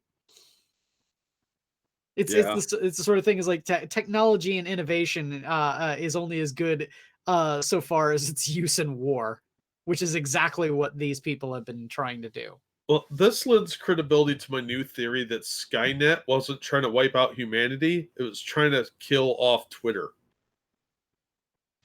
Yeah, good. I'm all for Skynet then. Yeah, think about it. If it hunted all the people that were just on Twitter and accidentally got a few people in the crossfire, that'll happen. I'll tell you something. Assassin of the Gray and Eve are talking about recovery of the tab. Yeah, Control Shift T, get it back on my browser.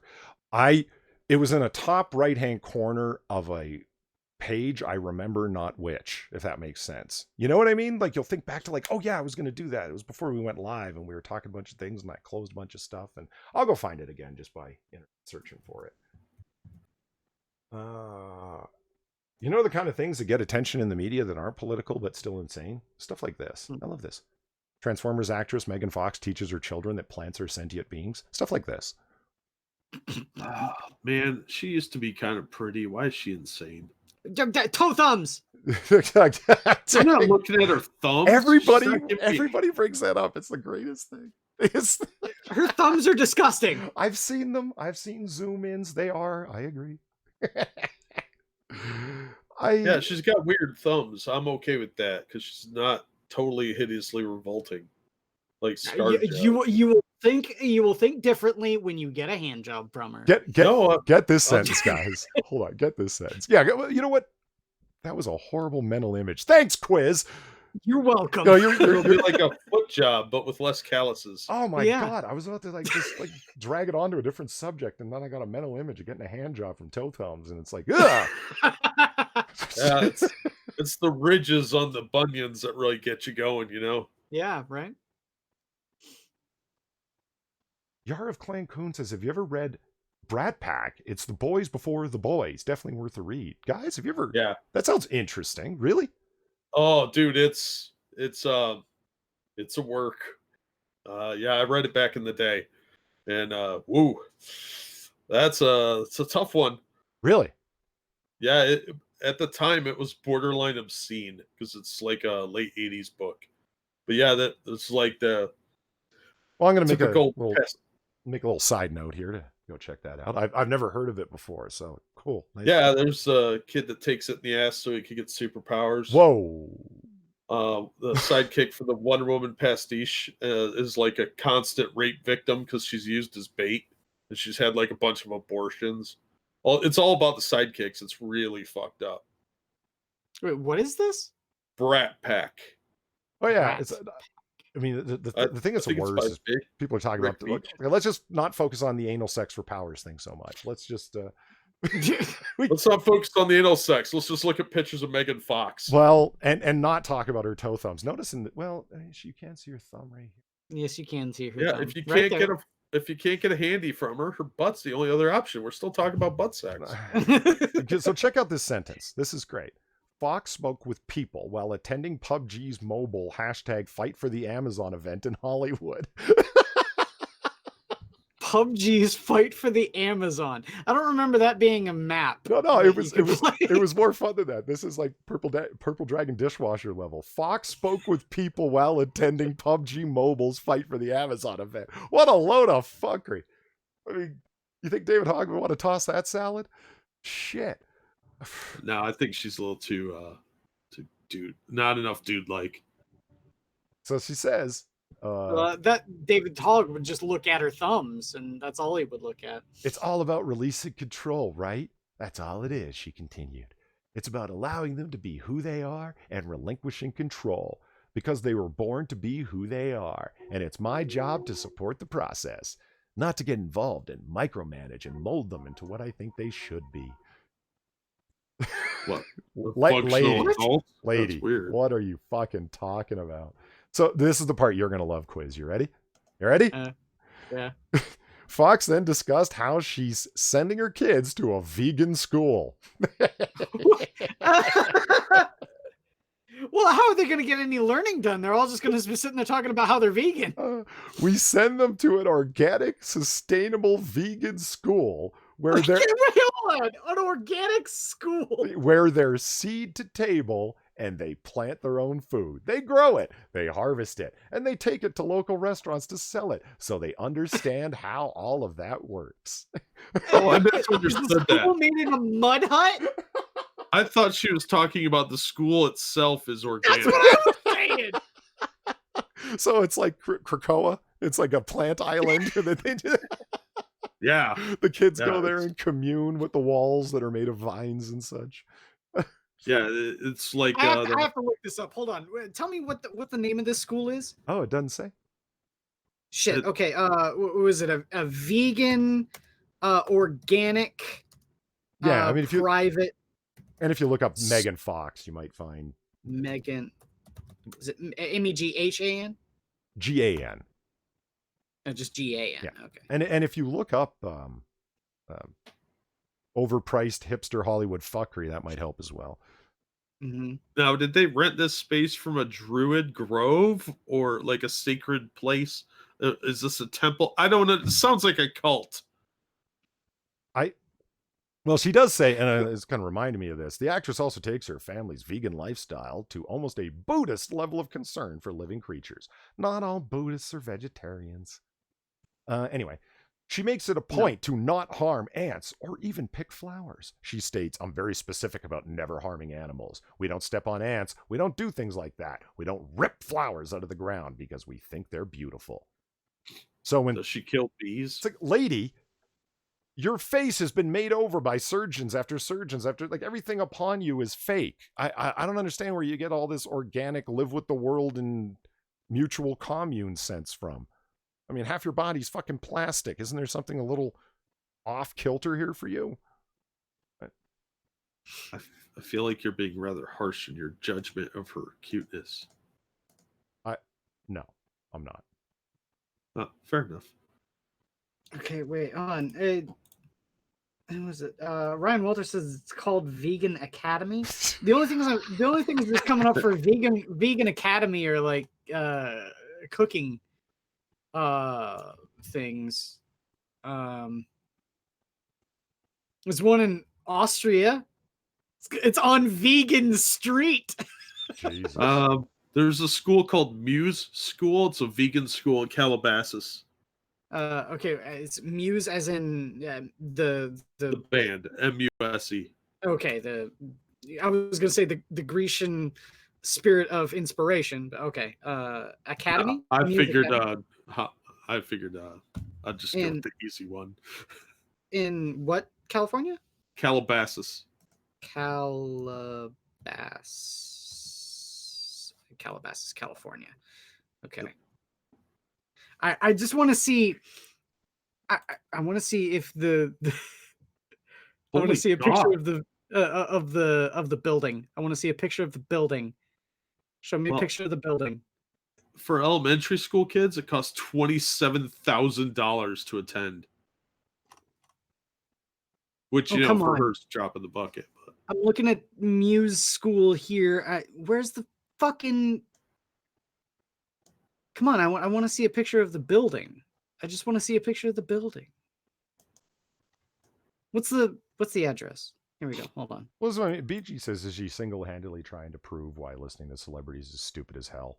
I brought that story up after the other ones about like Jennifer Lawrence and Michael Douglas talking about their politics. And it's like, man, y'all move in the same circles. I'm willing to bet that if Megan Fox was willing to serve on your executive board for your group Represent Us, you would have been happy to have her. You're all a bunch of fucking dimwits that, and keeping in mind that either these things are related to charitable services or they are connected to businesses that are related to charitable services. All of them are multimillionaires that hide their fucking money for tax purposes. And I'm not saying they don't want to get involved.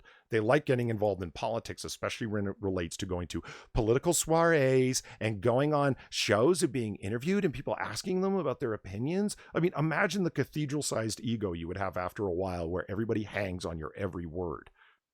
What are your thoughts about this? I want to throw a drink in Donald Trump's face and everybody erupts into applause. Think how awesome that would feel. And when you're being corralled and directed in the direction to do that over and over again. And it's like, are you really politically involved or are you self-involved? Hey, that's pretty good. So a bunch of people did ask me. I can't really see. Oh shit, dude! the compound looks like a fucking. Who said it looked like it sounded like a cult? Me. Well, the compound certainly looks like it. It's got those, you know, those like long houses that, like they almost kind of look like barracks. Yeah. Yeah, it's got 4 of those buildings. Oh, yeah, that's not Cult Lake at all. We call those No. compounds where I'm from. Yeah, me too. I was trying to see if any of the buildings were made of brick. Oh God, yeah. I And doubt it. And there's the other thing. They get paid. That's a good point. They get paid to show up at those political soirees to help lubricate rich people into giving money. Absolutely, they do. It's the same way that club opening nights invite Paris Hilton to show up and other like just celebrities who have no real career. Like they don't really produce anything. They might be in a movie from here to there. Remember when Scarlett Johansson thought she was a singer? Petridge Farms remembers. Do you remember the Christmas song that she did? That's seasonally topical. Wait, a Jewish woman did a Christmas song? Well, Yes. she's only, well, I will just leave that alone. I'm just curious because there's a little bit of a curveball you just threw at me. No, she did a song with, she did one of those horrible duets from Beyond the Grave with Dean Martin. Oh God! You know, I was unaware. Did she do a cover of "Baby It's Cold Outside"? No. I could imagine. Dean Martin's "Baby It's Cold Outside" is awesome, by the way. But yeah, because he's like a swinging guy, a lovable drunkard, that sort of thing, and yeah, he did a great job with it. But the her song was, you know, those stupid songs Beyond the Grave where Dean Martin will, you know, Winter Wonderland, and she'll go Wonderland. She'll do yeah. Oh, that sounds painful. It really was, because she was a singer. I mean, man, you have to understand these people. Well, I think it's, from my perspective, important to understand that these people are entertainers. They're performers in general. If that be through music, then okay. If that be through acting, then okay. I mean, think how many actors and singers try and cross over into the other genre. And now I'm going to do stage performance in a musical, and then. Well, it's because I'm multi-talented. No, it's because you've signed up with a talent agency that's going to promote you and see what works. And being a rock star didn't work for Scarlett Johansson. So now she's an actress. Oh my God, I'm such a thespian, right? It's okay. Listen, Scarlett Johansson, you're beautiful to look at. You're a gorgeous woman. That's why you're getting the roles that you're getting. It's not because of your stunning thespianisms.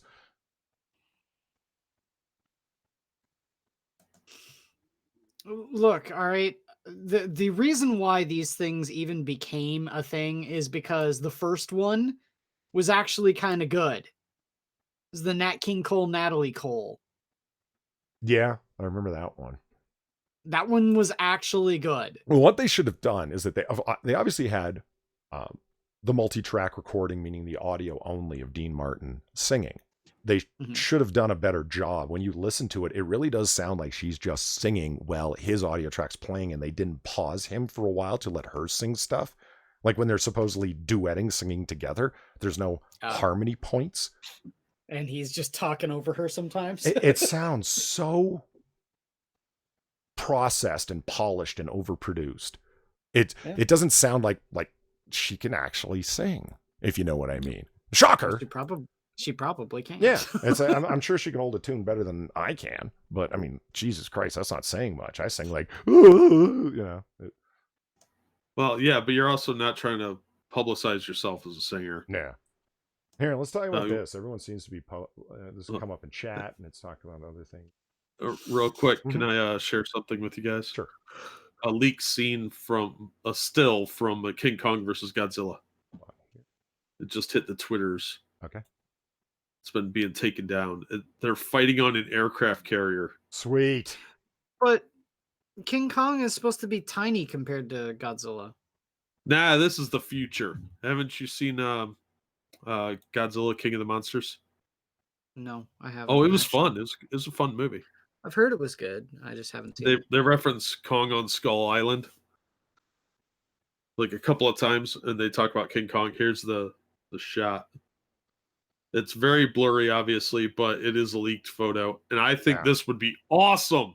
Fighting on an aircraft carrier with a giant monkey and a giant lizard. Hell yeah, dude! How can you go wrong? Well, a giant atomic lizard. I want to see him breathe his atomic radioactive breath and light King Kong on fire. Have you ever smelled that? Like burnt hair? Burnt monkey hair? I was about to say, have I ever smelt an immolated monkey? No, I haven't, Jack. Well, what happens in the Congo stays in the Congo. But nonetheless, say, what sort of zoos have you been going to? Hold on. Johnny you don't Bonsacco question. asks, how about a birthday song for Jack Gunsky and Evolved Potato? Is it both their birthdays today, or are you guys just fucking with me?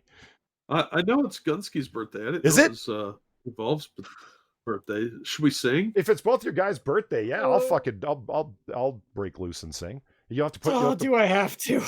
Yeah. I mean, for those guys, yeah, I'll do it. Yeah, Evolve's always throwing our links in the chat, and Jack Gunsky's always inviting us on his show. So yeah, I think we should sing. I think that they might just no, it's not my birthday, just so they don't have to listen. Well, I'm waiting for the response. So we'll see. Actually, so really quick, that's something that I will cover before they get on to this, before we get a response there. So Frank Miller's Dark Knight Returns Golden Child. Everyone's like, oh, the Trumpisms in it.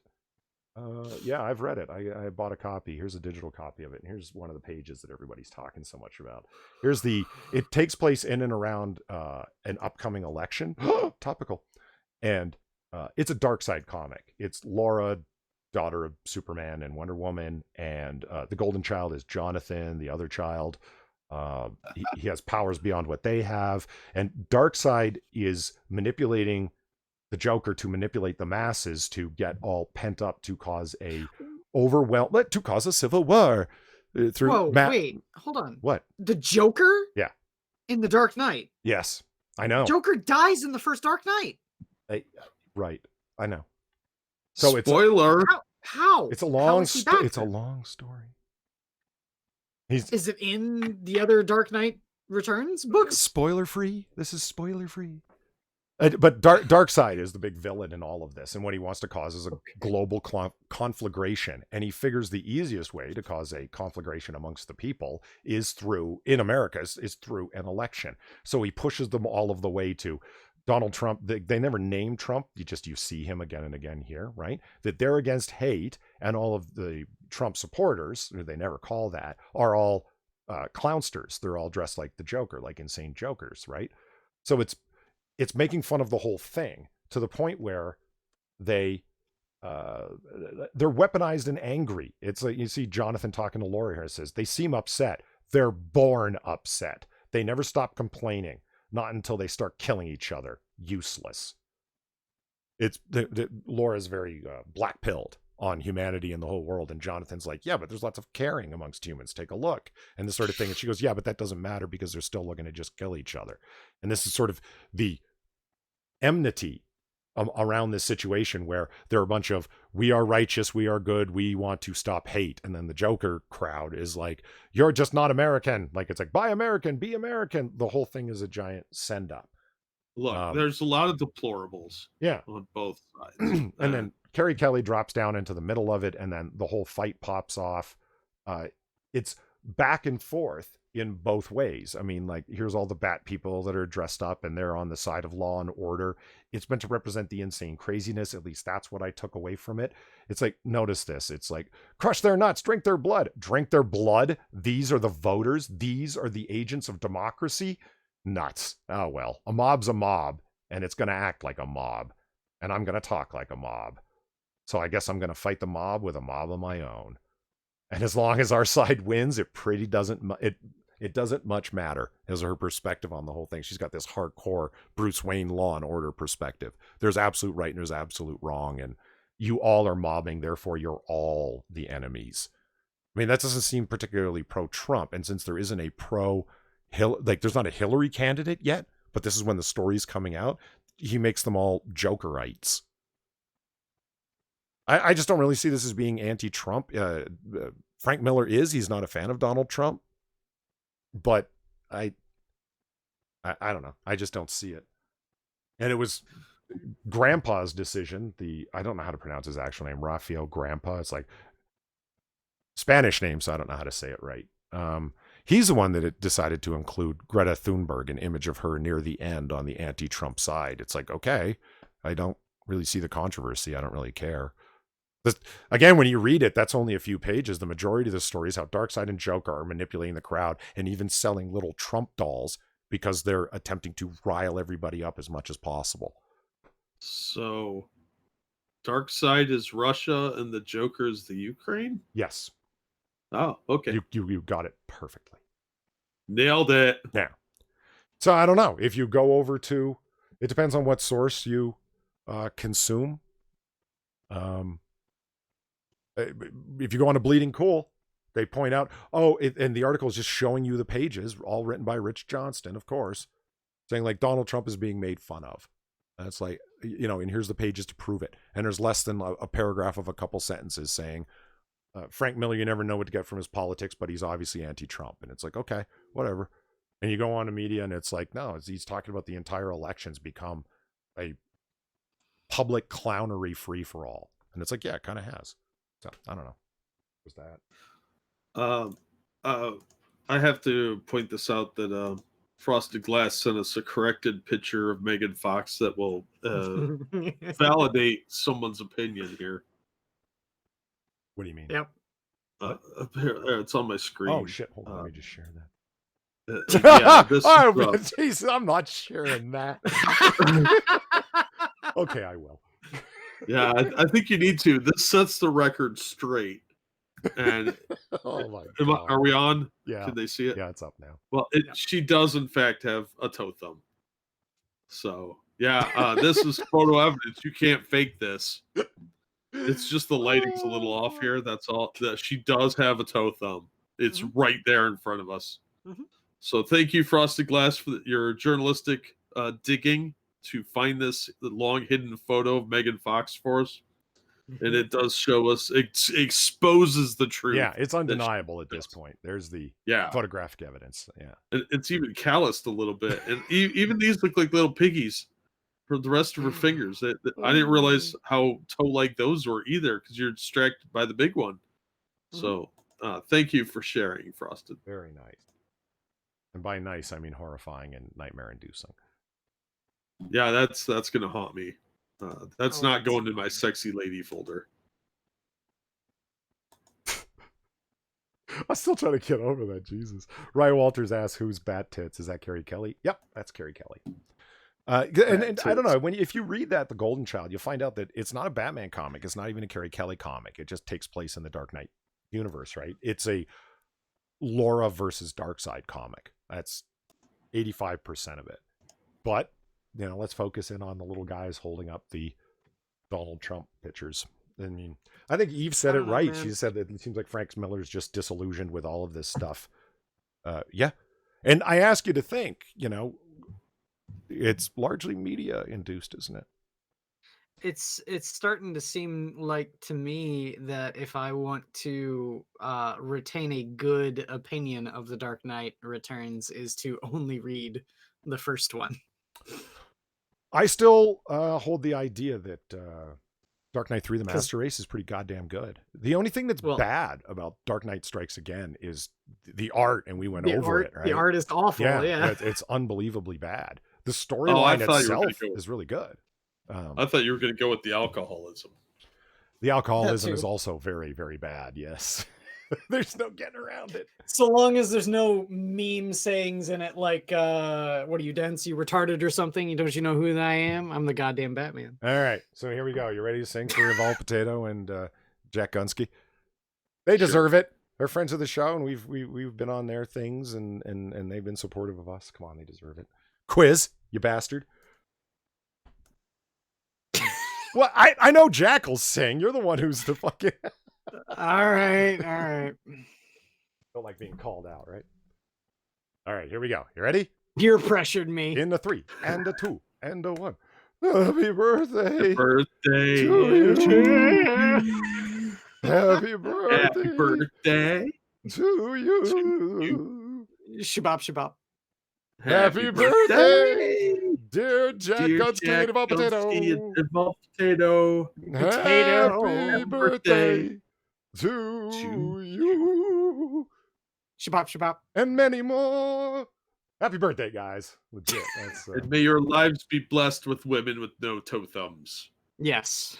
which is easier to achieve than you might think. So long as you're not looking for vegans, yeah. Can you imagine marrying some rich woman? So you're like, oh, God damn it, I married a rich, you've married up. You see what I'm saying? You have access to all these funds. But she's like this crazy bitch vegan who won't allow any meat in the house and wants to send your kids to some weirdo vegan academy. Dude, it would never progress to that point. There would never be kids involved with a woman like that. Oh my god. Yeah, hopefully you'd know about this kind of lunacy before you had kids. Mm-hmm. I'll be right back. So, Jack, you went to the comic shop, right? Did you say? Nope. Oh. Well, goddamn you. All right. And Quiz didn't go. He's going to show up at his comic shop, and they're going to be like, "You're alive?" Yeah. Yeah. There was more than I could afford to pick up, and that wouldn't have been true years ago. But $4 to $6 a pop, especially because there was a bunch of new number ones. Yeah, there was more than I could afford to get, which is a rare occurrence for me. Hey, do you want to see? No, I agree with Midnight in Exile right there. Hi, I'm vegan. Hi, I'm leaving. So, Jack, you said you didn't want to get Annihilation Scourge because of the one-offs? Jack is currently gone for a second. Oh, okay. Well, here, I'll wait for him. Like, here, in the meantime, it's going to take like 10, 15 seconds to come on screen. Look at Annihilation Scourge Beta Ray Bill #1. Holy fuck. Is it bad? It's fucking awesome. Beta Ray Bill is like one of those characters that I think, so long as they're not taking him entirely too seriously, they could do some pretty cool stuff with. Oh, hey, yeah, that looks pretty cool. Pretty? He's like a cosmic powered badass. I love it. Yeah, Ryan Walters, that looks awesome. You're damn right it does. I mean, Beta Ray Bill's just the craziest character from another galaxy. Can lift Mjolnir. Mjolnir. Yeah. But then he gets his own Stormbreaker, and just, oh man, he's just the coolest fucking character. Because he's a emaciated horse head guy. It's back when Marvel was just, they didn't know what they shouldn't be doing because it was just too damn weird. You know what I mean? Back in the really creative days. Well, it's the 60s and 70s were a extremely creative time for Marvel. I mean, that's when the X-Men, became a thing in the early 60s. Mm-hmm. And I think Beta Ray Bill was in the 60s, either late 60s or early 70s. So, yeah. They did some really cool shit back then, but I don't know. The current Marvel iteration, just that's where people don't know what to do. Okay, so Unholy So Reaper. creative. Sorry.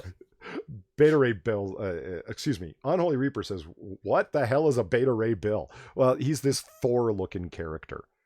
Really complicated, weird history inside the Marvel Universe. While he looks strange, he's an extremely noble warrior from another galaxy that is so righteous and noble that he can actually lift Thor's hammer, which is a rarity. I think that was the first time it had happened that somebody other than Thor had picked it up. Now everybody and their dog can pick it up, because Yeah. you let it go long enough that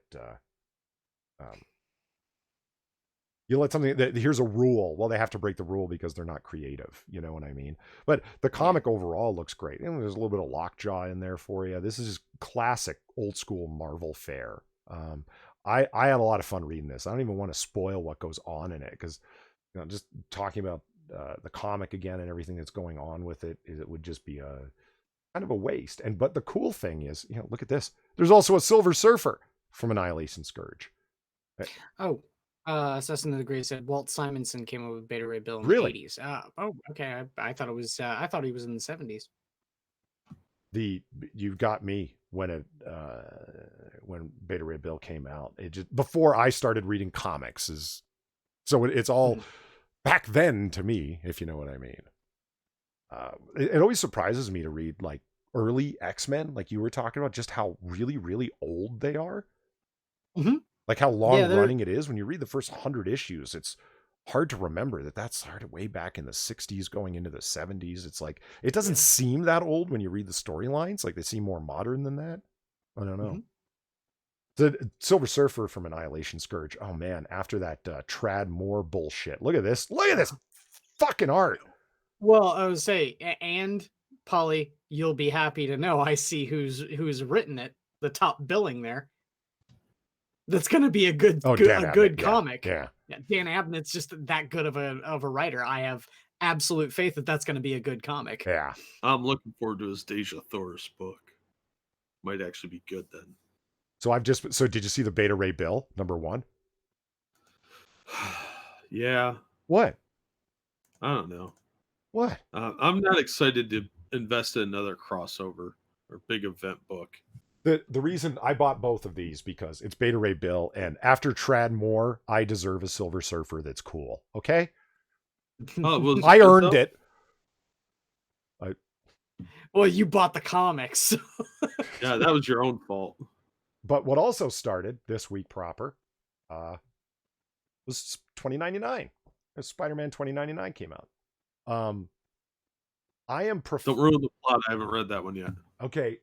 But have you read original Spider-Man 2099 one recently? Not recently, but I do own them. You should reread it before you read this one. That would be I just remember like 2099. I just read the whole run not too long ago, a few months ago. So I remember it pretty clearly, right? You should reread it if it's not very clear in your memory. Because this is Nick Spencer, right? Yeah. This Spider-Man 2099 1 to the original #1 is as The Force Awakens to A New Hope. Okay. The plot points and story beats are identical. You can't not see it. Except everything is kind of slightly changed. It's not that it's bad. Like, it's not bad. It's just, this is really unoriginal. What are you doing, Nick Spencer? Is something going to happen in issue #2 where it's revealed that because it seems sort of like it's dreamlike and it's hinted that it might be holography. Are they retelling Miguel O'Hara, his story, but telling it in a different way? You didn't read Alpha, did you? No. Okay. Am I missing a huge part of this? Yes. Okay. Okay. These are all one-shots. Right. There's no issue 2. Okay. So in the Spider-Man, the Amazing Spider-Man issue 33, I think it was, Spider-Man 2099 shows up for like 10 seconds. Okay. And then in 34, we learn that somebody's changing the future. Oh. And that leads into 2099 Alpha, which is like a soft reboot of the 2099 universe. They're like, well, let's get rid of all these evil whiteys and get some diversity hires in. And what you're reading is just Nick Spencer's attempt at a rehash slight modifications to the 2099 universe. The major changes were Fantastic Four and Punisher. They totally got rid of Jake Gallows as Punisher 2099. Mm-hmm. And Fantastic Four was just like, oh, women are so beautiful and empowered. And this lesbian couple, one of whom's a hologram, uh, they had a baby together somehow through the magic of science. Okay. And there was actually kind of a cool concept where they take like imprint an ID, like a computer generated personality onto a child, and that had a lot of potential, but then they just fucked it all up. The twist ending on that book was amazing, but the rest of that issue was total trash. Do not read it; it was garbage. Spoiler alert. But yeah, they're just changing the 2099 universe, trying to update it a little bit to have more POCs and stuff like that. So any modifications you're seeing are done intentionally as like a soft reboot. I would refer to this as the new 52 of 2099. Okay, so see, these weren't in my box. Like they weren't on my pull list. That's what she said. What? Yeah. These, looking at the great many dicks, said these weren't in my box. Well, obviously not the gay woman in the hologram. Well, true story. I mean, first of all, Nick Spencer can't write like the original writer did. Who did that?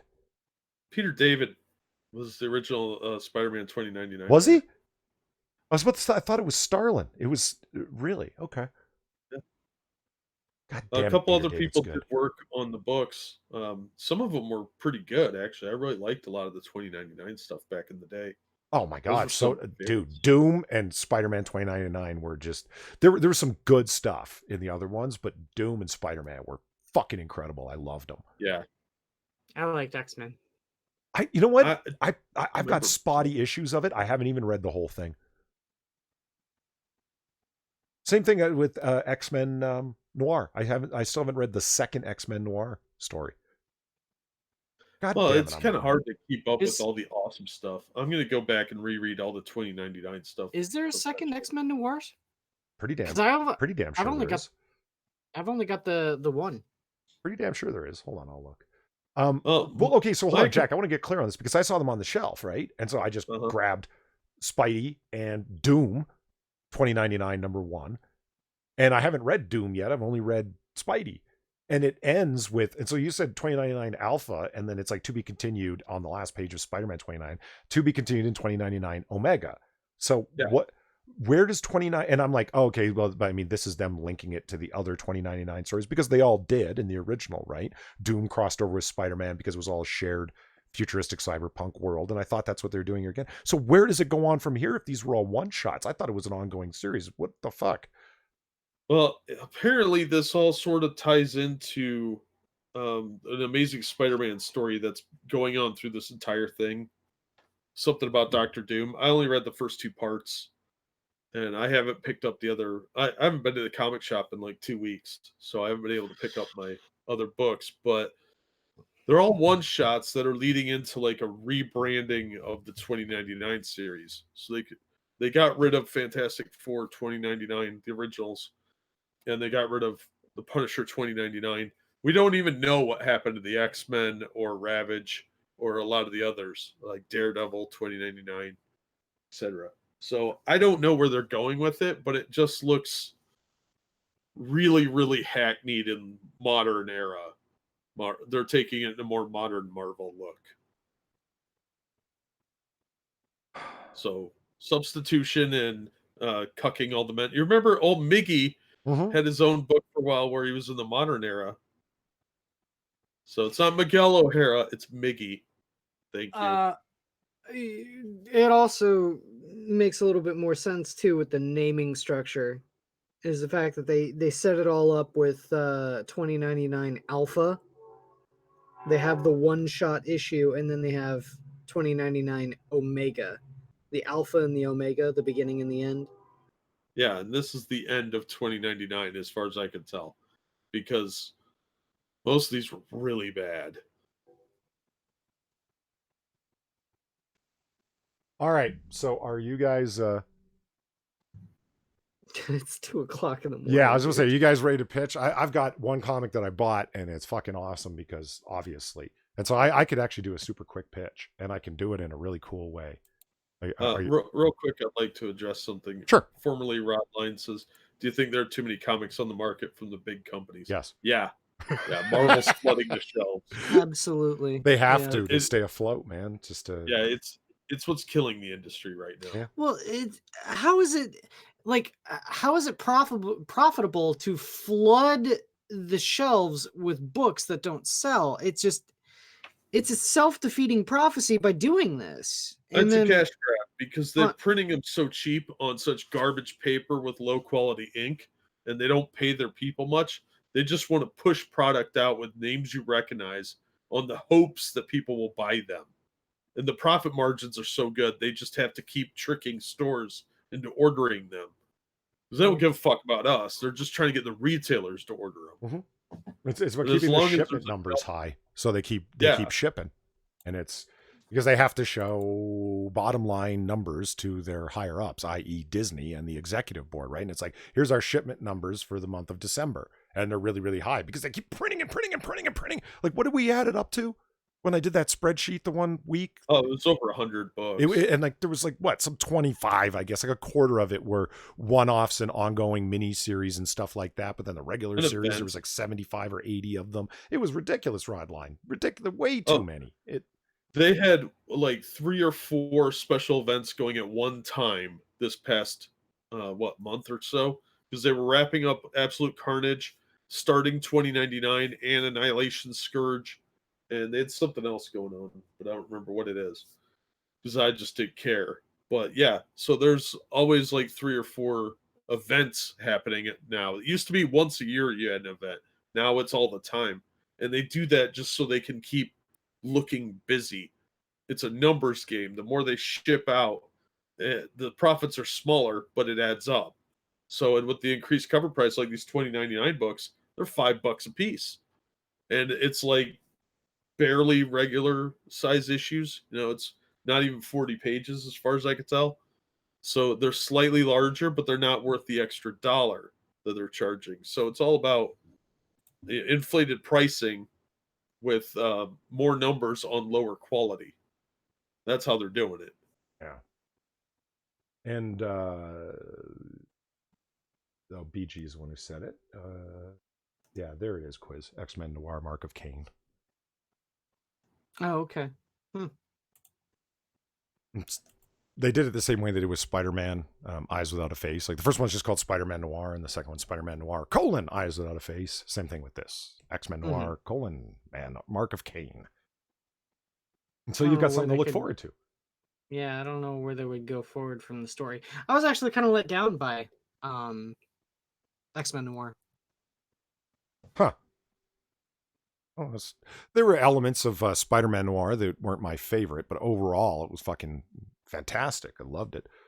Well, my problem with X-Men Noir is that the only thing that was X-Men about it were the names.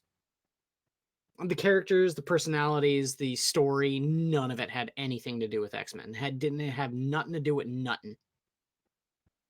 All right, have a good night, Eve. I think I missed her going off to bed, but have a good night. And it's too bad. I got a redheaded story coming up that she would have liked. Okay, you ready? You ready for my pitch for the comic book that sure. I'm recommending? And it's just one phrase should sell it. Natasha Romanoff as the Black Cat. Redheaded Black Cat. Oh, hells to the yeah. So this is oops. Come here, you. There we go. Symbiote Spider-Man Alien Reality #1. This is the team of Peter David writing and Greg Land doing the art. They had done Symbiote Spider-Man, the limited series, miniseries before, and it was fantastic. It was based back in the throwback time just after Spider-Man got the alien symbiote. Venom was far from being a thing yet in that little kind of relatively short period where the alien costume, but didn't know that it was an alien trying to graft itself onto his body. He just thought it was alien technology. So in any case, this is the same storyline that it takes place in. It's just more stories from that period. And I love it. The first page, they use the original cover of Amazing Spider-Man 262, I'm guessing, where they revealed Spider-Man's new costume on the cover, and that was the cover right there. This is fucking great. It's all about magic and what's his name? Kraven the Hunter. Using magic to warp reality, which is how you end up having Natasha, the Black Widow, suddenly become the Black Cat. Ooh, sexy. It's a great story. It's a time reality twisting warped adventure that Spider-Man and Peter Parker are fighting their way through. It's fucking awesome. Greg Land does a pretty good job with the art. You can tell it's all digital done, but that's fine. This is actually really good digital art, which is something we were talking about, Quiz. This is the difference between good and bad digital art. Mm-hmm. It's fucking fantastic. It's like Spider-Man in the land of Wonderland, because everything's twisting in reality around him. It runs great. The first issue is fantastic, and you even get a shot of, that's right, the Spider-Mobile. Remember that, guys? Yeah. How did you forget? Yeah, look, it's the return of the Spider-Mobile. Because Return it never should have left. Of course it comes back. Spider-Man says, okay, sure, Kraven's a good guy. He's my pal. Everybody knows that. Up is down, black is white. So why the heck not toss the Spider-Mobile into this mess? It's like Wonder Bug. Yeah. It just, you can't get rid of it. It's too adorable. And I mean, talk about black is white and the world being twisted. It's like Assassin of Grey says, it's Greg Land work. Yep. Black is white. We're through the looking glass, people. Greg Land is passing off reasonable art that hasn't been traced from porn. Go figure. I'm not judging him for that. No, you know what? I think if I was a senior editor at Marvel, if I had Santa Amanat's job, I would go speak to people on the side. I'd get together with them at bars, and just like writers like Peter David, I'd just be like, that stuff you're doing, the throwback stuff, it's like happening in a previous era. It's like, yeah, just keep writing that way. Okay, we're going to keep in that era. This series that you're calling Symbiote Spider-Man, we're just going to call it Spider-Man, and we're going to keep it going at issue 6, 7, 8. We're just going to keep going on. It's like, well, what about the new stuff? Shh, just let it happen. And I would go around to every writer and do that, like on the side. And then one day they would just be like, wait a minute, why is everybody writing stories from like 1989 on, as if everything that happened after then didn't happen? Yeah, it's almost like everything after then didn't happen. That would be poly editing. What do you think? I think it's a good idea. All right, so that's my pitch, is a Symbiote Spider-Man Alien Reality. If it lives up to the quality that you saw from the original Symbiote Spider-Man, I see no reason to suspect that it wouldn't. It's going to be absolutely worth the purchase. It's worth the cover price. Yep, because I reread the original one more than once. It had reread value. Holy shit, talk about through the looking glass. You don't throw the comic against the wall in frustrated anger. You just blew $4 to $6 to $8. Yeah, I called that one Punisher 2099. Oh, that was trash. All right. So who would like to pitch next? So Quiz can get off to bed. I can go next. My pitch is written by D.G. Chillstream, pencils by Scott McDaniel, inker Darisk Fisher, colorist Pat Garrahy. My pitch is it's going to be a weird one. Come on, pop up. There we go. Assassins from the Amalgam line. Now, for those that don't know what the Amalgam is that it's actually based on a 4-issue run that was the DC versus Marvel comic series. And that in and of itself is actually a really interesting 4-issue series. The Amalgam stuff is what came after. Essentially what happens is that there's a big cataclysmic event that pits superheroes from both DC and Marvel against each other in these battles to see who wins, and the victor universe survives. Well, it's a tie. So what happens is they end up smashing the universes together. So as you can see right here, this is Cat Psy, aka Catwoman and Elektra.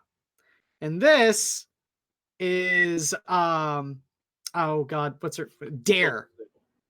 No, this is Dare. This is Ravager and Daredevil. Oh. And right here in the beginning, you see Cat Psy skewering Deadeye, amalgamation of what was it? Bullseye and Deadshot. And their main villain that they're trying to climb this corporate ladder here to assassinate, their target is Enigma Fisk. And this is like wonderful 90s art. It's got characters that are somewhat familiar, but are not at the same time because they're smashing a DC and a Marvel character together. And yeah, it ends up actually being a fairly good series. There's a whole bunch of these that are really interesting. Like this was in the 90s, so it was along the same sort of lines and time where the Batman the Animated Series was at the height of its popularity, and it was second only to the X-Men animated series. So they smashed them together. So imagine a Bruce Timm style amalgam of Batman and Wolverine called Dark Claw. Yeah. But this one in particular was actually really interesting because they do some pretty interesting things with the characters. And you know, like right here, who's getting off Slade? Don't start with me, Miss Kyle, or don't start with me, Kyle. So you've got, you know, a smash up of both of their characters' names. And yeah, it ends up being a fairly interesting way to bridge the gap between the two, and it's a wonderful way of putting out the 90s style, and I think it works fairly well. Yeah, so Assassins from the Amalgam line. Nice.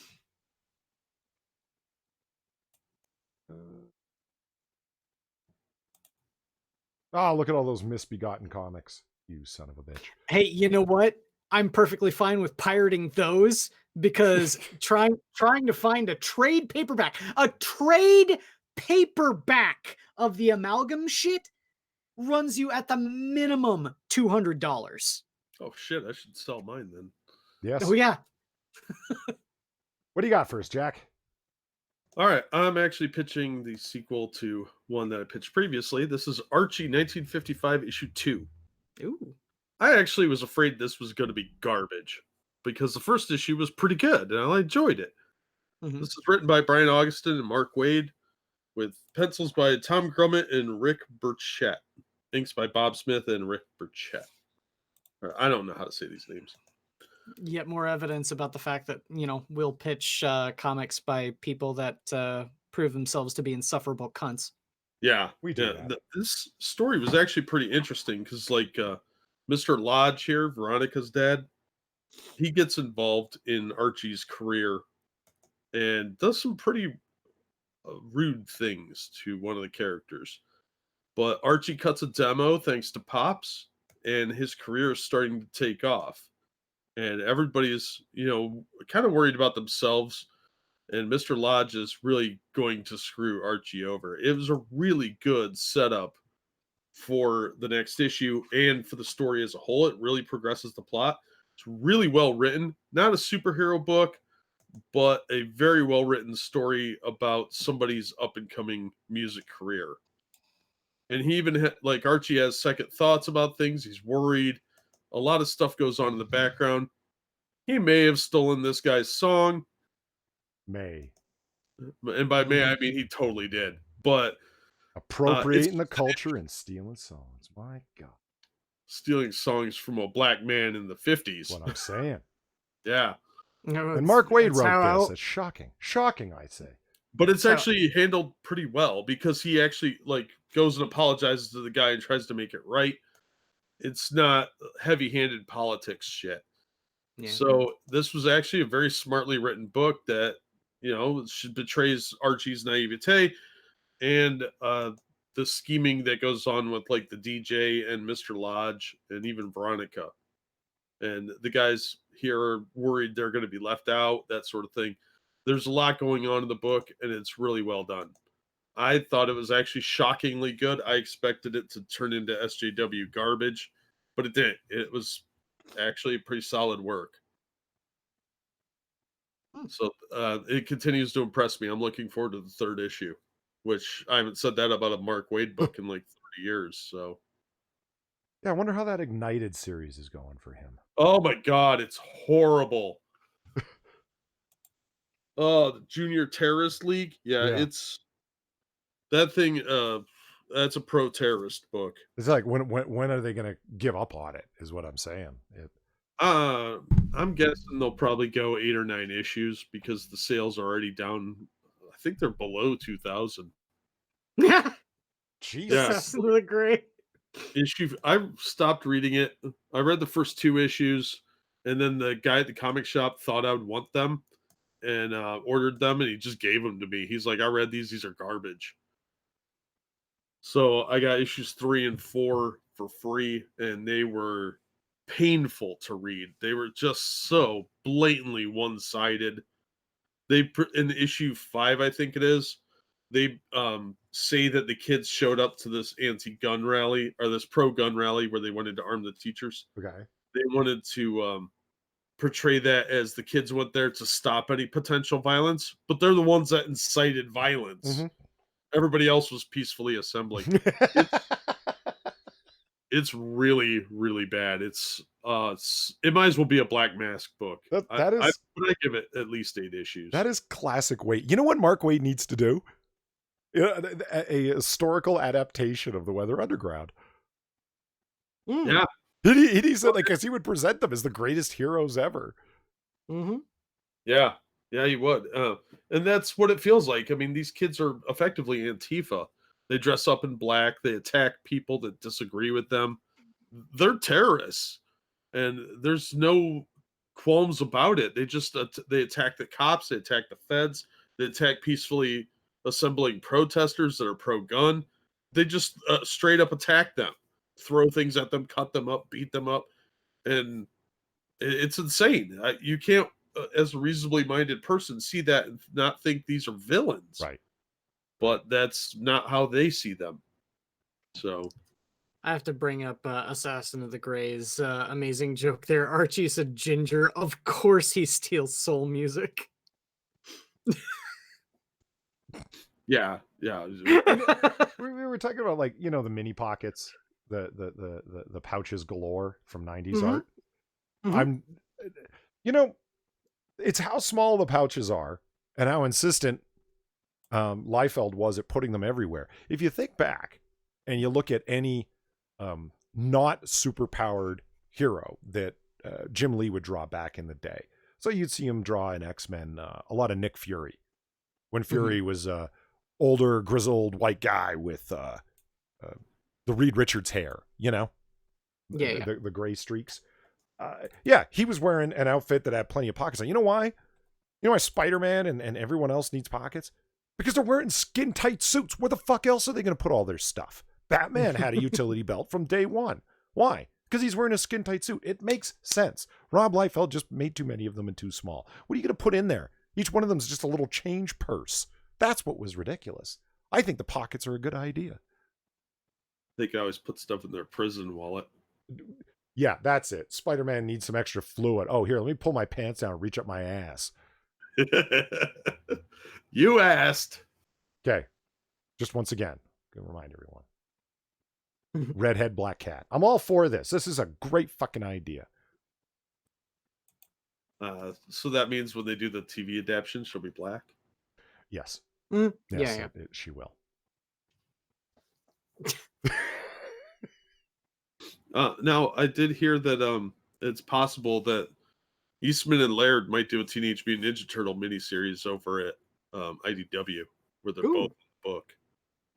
Hell yeah. I'd all be for this because the City at War storyline I reread like, I don't know, 6-8 months ago or something like that. Like, those guys really like writing the Turtles as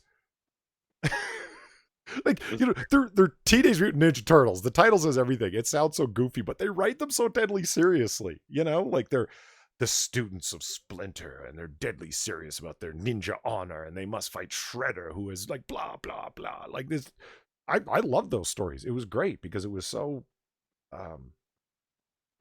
awesome. so yeah, seemingly at odds with the art, like the fact that they're a bunch of humanoid turtles, right? But it was fantastic. It's kind of like an Usagi Yojimbo. It's along those lines. It's animalized or animal characters that have been humanized or anthropomorphized animals, but they're acting. It's great. It was fantastic. So I'm looking forward to that. For IDW, are they just in talks? Have they written contracts up? Anything? I don't know. It's all kind of in the rumor stage, but that's what I was hearing earlier. Who sold his rights and went broke? Which one was that? I think that was Laird. That was Laird. So we know that, I mean, whichever, like, one of them is still doing fine and wealthy. The other one's fucked. So it, you know. Yeah. In any case, there it is. We're going to wrap it up now. It's called The Last Ronin. The Last Ronin. Fuck, I'm down for that. Fuck, I'm going to look that up. Let me make a note to myself. Yeah, there's a bleeding cool article I could throw into the chat. Yeah. You're going to be angry that 2 white men are taking the jobs that POC LGBTs could have? Probably. But it'd be cool if they did another book. But, you know, it said 2020 on the image. Okay. So, yeah, there it is. Our chill stream, not really organized like we normally do, but we were going to have fun and do something different, so we did. And, again, happy birthday to Jack Gunsky and Evolved Potato. Yes. Yeah, I don't know if yesterday was your birthday or after midnight now, so today's your birthday. If it isn't, either way, you guys should go out this weekend and have a good time.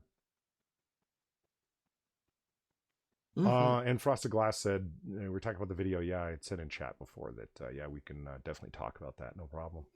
All right, so there it is, everybody. Thanks for coming by. We will talk to you again soon, I'm sure. If not, I don't know. This was just a chill stream, so this weekend, I don't know, guys. We might do an actual one, but if not, we will definitely be back Wednesday.